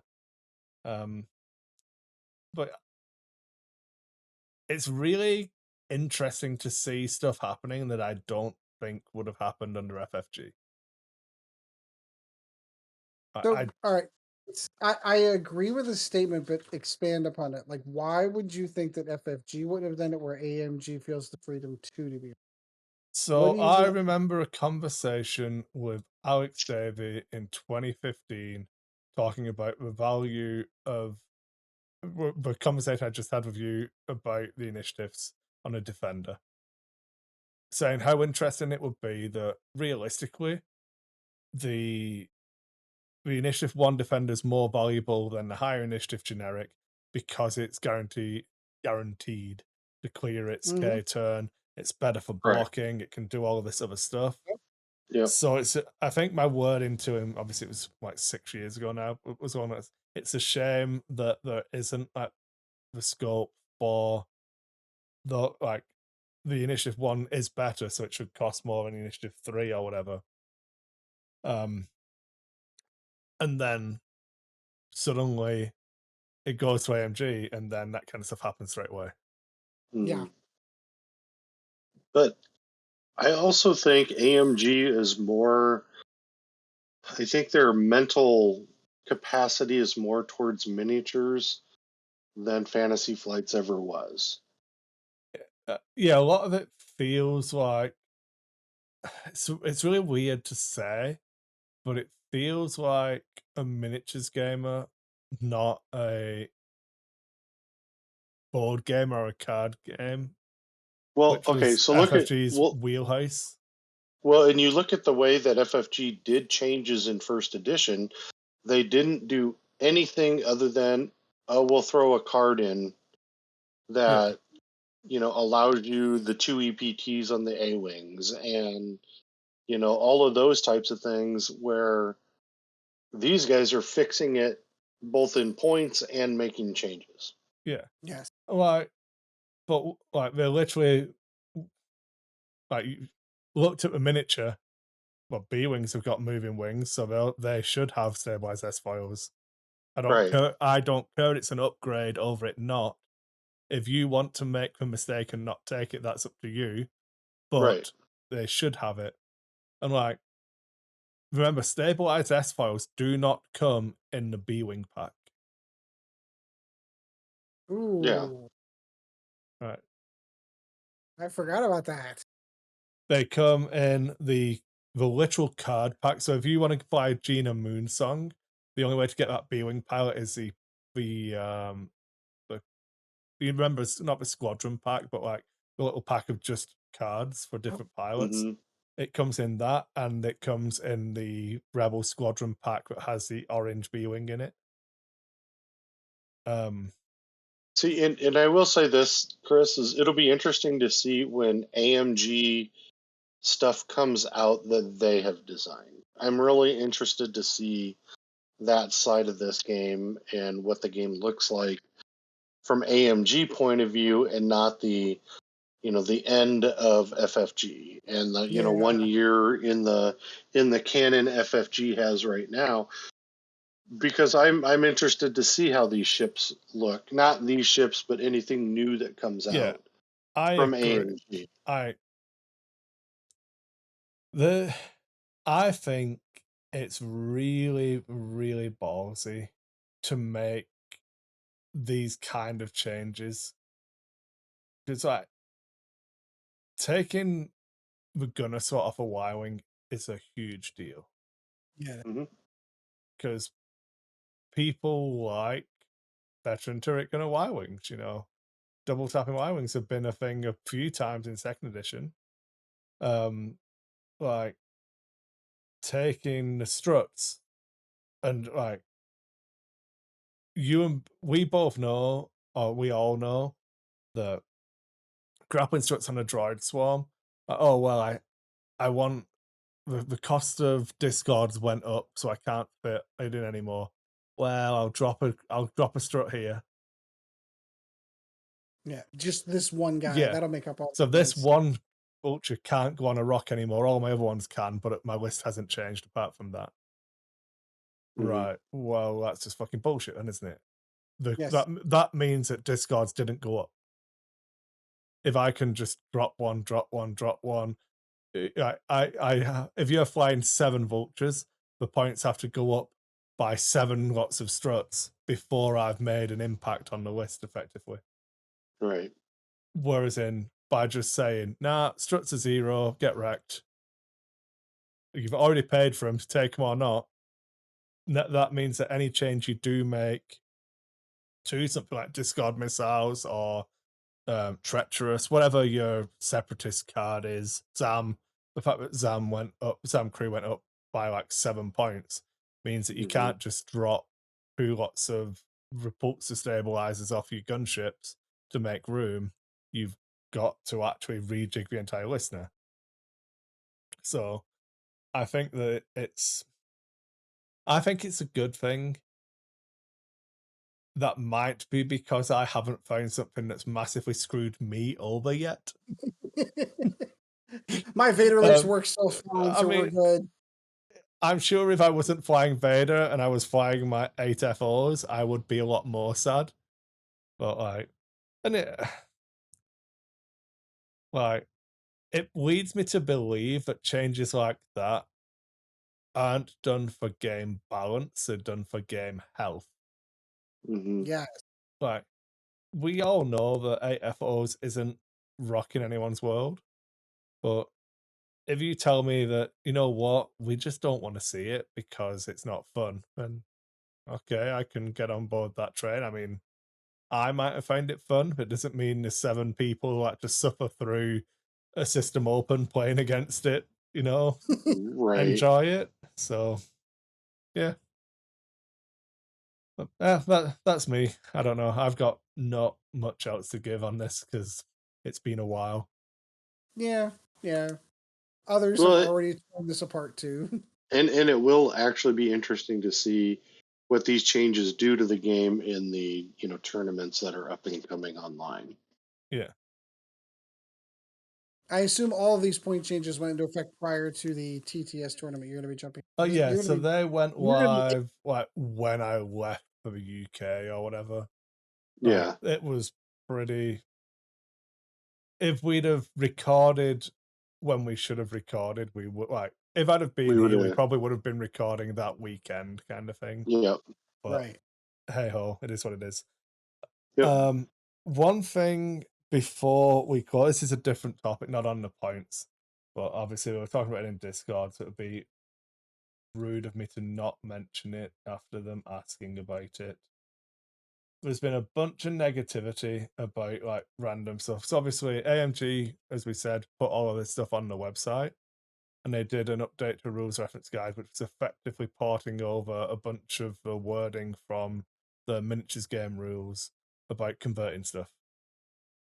So I missed this. yeah, it's okay. I'm gonna give you the cliff notes, and you're gonna wonder why people are even how this came about as drama. If you go to the FFG page to find all of the rules for the game, you've got to get the rules reference guide, the tournament regulations, and I think like the converting ships was in the floor rules or you know what I mean? Yeah. So all they did is they took the effectively the crisis protocol rules for converting your miniatures and put it into X-Wing and changed crisis like, I don't know, X-Men into X-Wings. I don't fucking know, whatever. But effectively it says players may customize the ships, but it should follow the following guidelines. And then there's bullet points. And one of the guidelines is that you can't infringe on other people's intellectual property. So people are like, well, I painted my ships to be Star Trek. Right. Can't do that. Right. So what does that actually mean? Nothing. That means that AMG legally said, don't do this, guys. Because so in my head, everyone steals ideas from everyone and just try whoever has the best legal team wins. That's how the world works. Thanks, America. Yeah, but okay, so really quick, I'm going to throw this out there. So somebody painted Ninja Turtles, we'll say, on a YT 1300. That's not a Ninja Turtle. That's my sword fighting shell guy.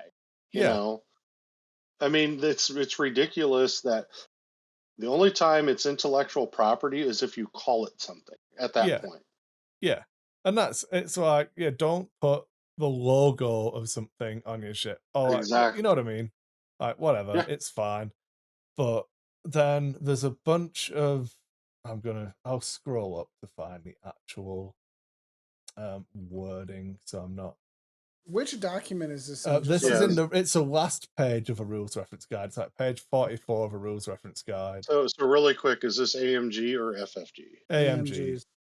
So it says miniatures. Each player must have a miniature for each ship in their squad. Players are allowed to customize miniatures as they like, but must follow these guidelines.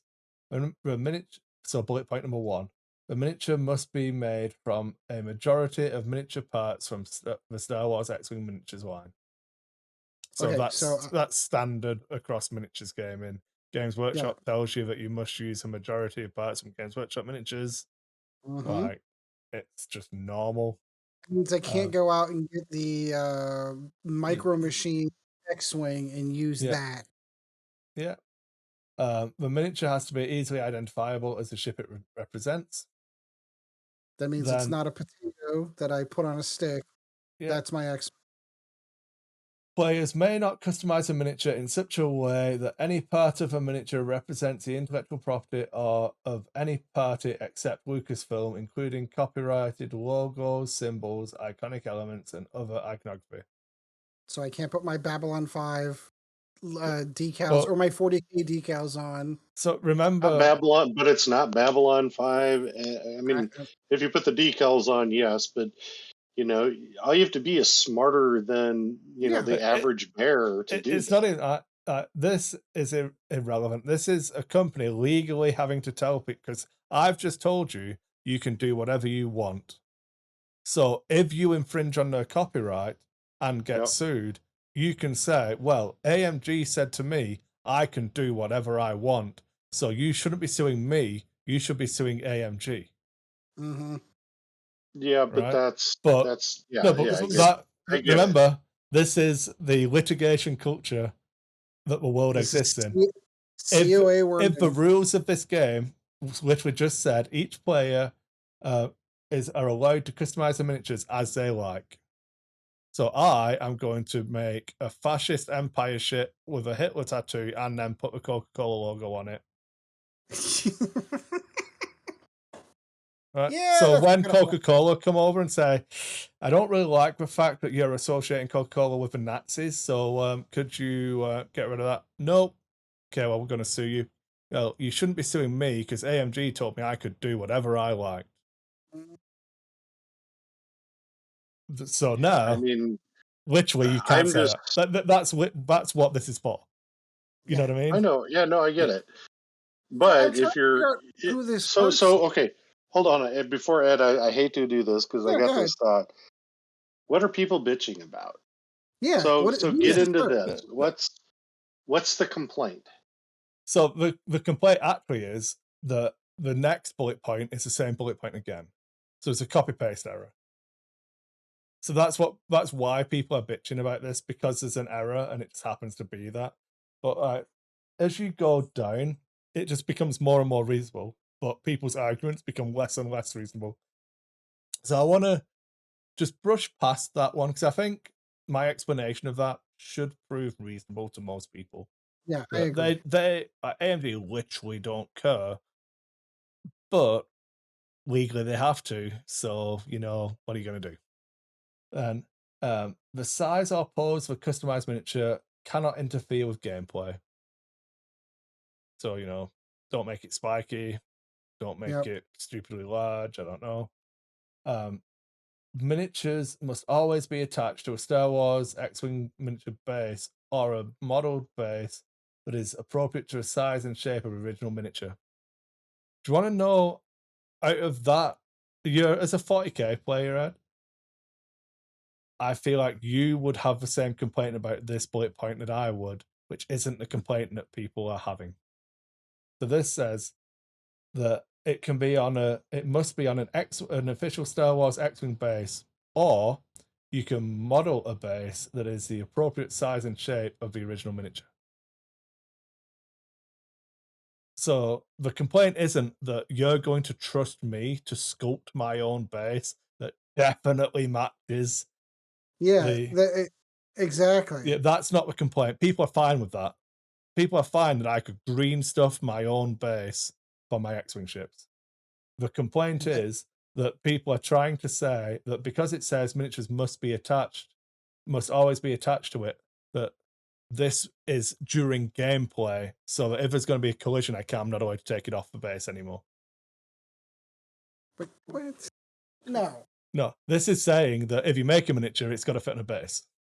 Yeah, that's not what it Yeah, said. yeah. This isn't saying that when you're trying to fly your decimator into someone's Falcon, that you're not allowed to lift it up off the base, put it on a lower peg, or just leave it off at the side while you resolve that turn of bumping. That's not what this is saying. This is saying that when you make your decimator, you can't just roll it around the table without a base. Right. That's all it's saying. The fact that baffles me is that people are complaining that that's what it says, not that I could sculpt my own base, which definitely wouldn't have advantage pegs. I promise you the guides would be official. I wouldn't be able to slide 17 centimeters to the left every time I do a straight. Right? Or like my base wouldn't be I can't remember what the actual shape is when it's not a rectangle, when it's angled. So Rhombus. yeah, it wouldn't be a rhombus base, I promise. Yeah, exactly. If you want to whine about shit that AMG is doing that's a little bit stupid and not suitable for X-Wing, at least get your argument to make sense, you Yeah. fucking Argue morons. argue about the right thing. Yeah. Argue about the right thing. But it's literally just people making up stuff to be mad about at this point. Well, I think that's what that comes down to.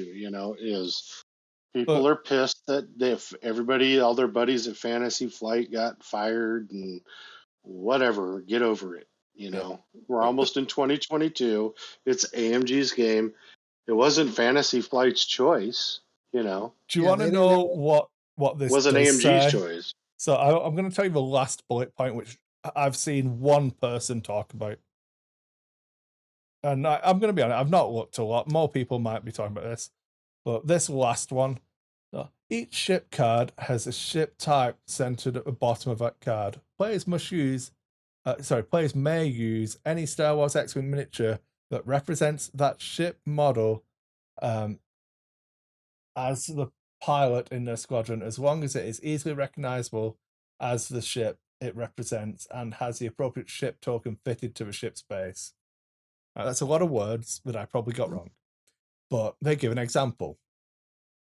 This example was not legal under FFG. Okay? You could not do this under FFG. Correct. The customized YT 1300 light freighter miniature may be used to represent a scavenged YT 1300 if the escape craft piece is removed, an appropriate ship token is fitted to a base. Yep, I remember this well. Yeah. Yeah. I mean, actually, now you're gaining an advantage. Once again, this is a miniatures company, not a board game company. If you play Resistance and wanted to play Rey in the Falcon, you can't. Right. Right. Under FFG, in second edition, you cannot fly that ship unless you have the model with a square dish. Because the silhouette is different. Yep. So, taking into account, people are saying that these rules meant that you couldn't paint your ships. Well, all of this stuff. But no one is... Those people weren't doing this about the fact that you know what I mean? The hypocrisy. Yes. That you're not recognizing how massive of a change this is.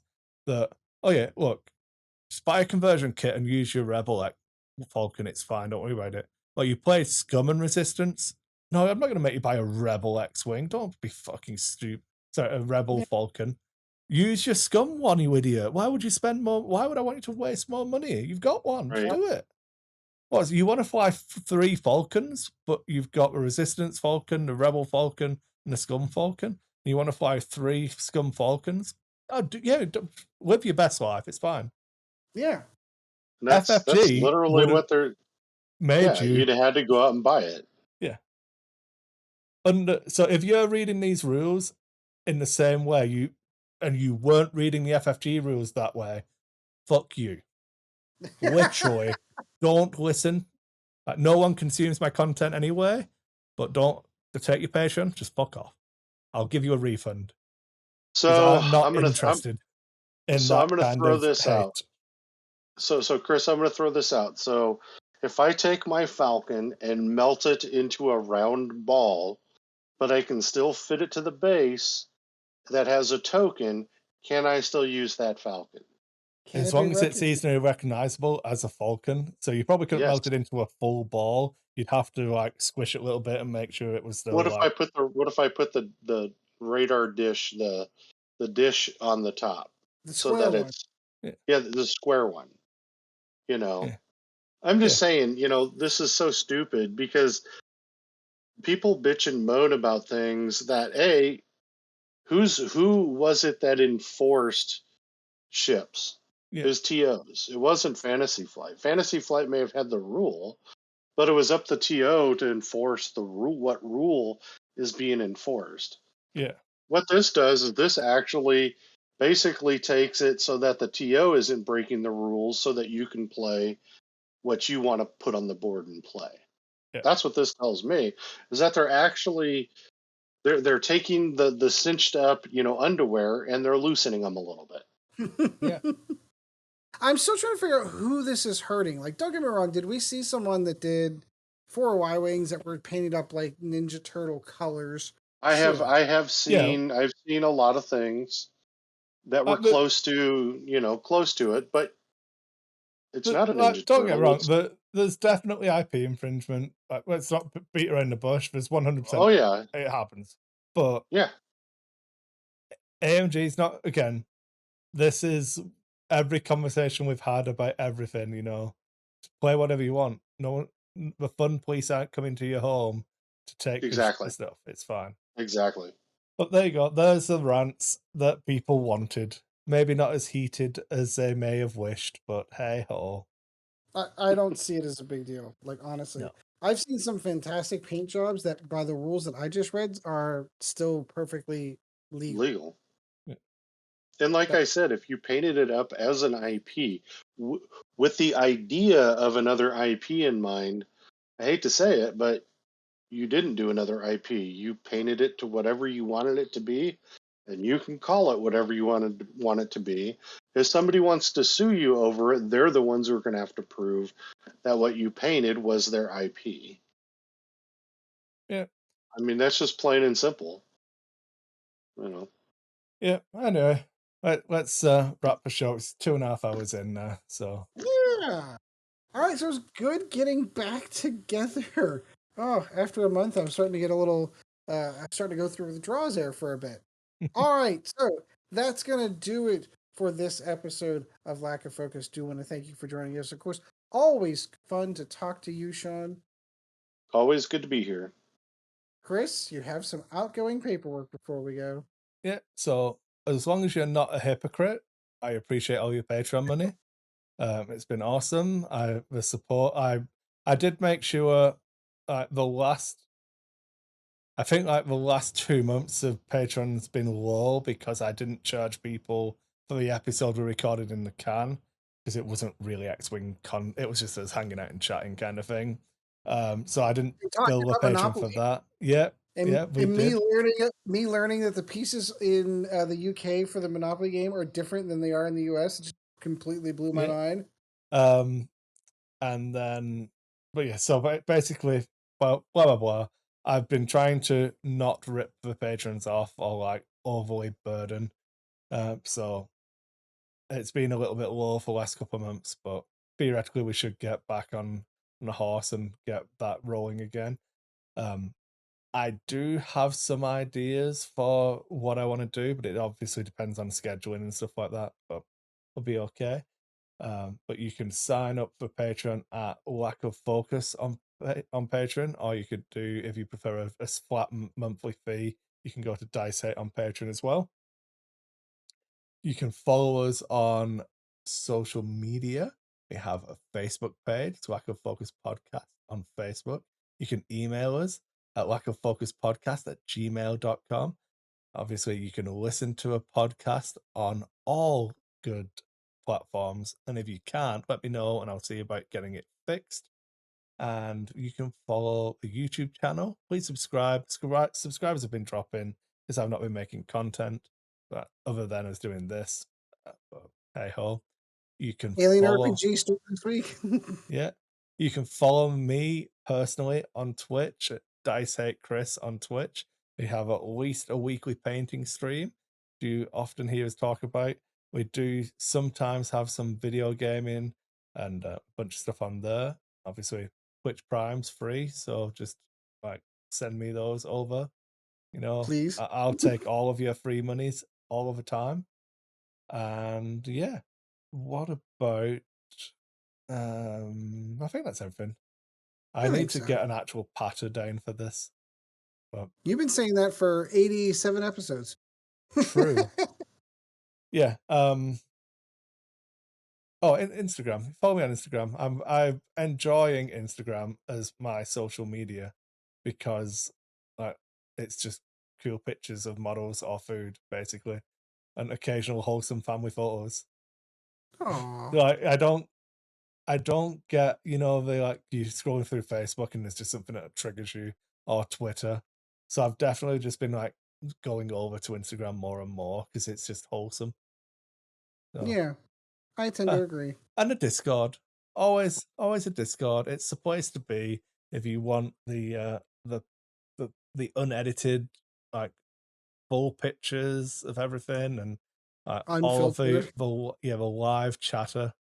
The the Discord is the place to be. It's linked below, but it is Dice 8 Productions on Discord.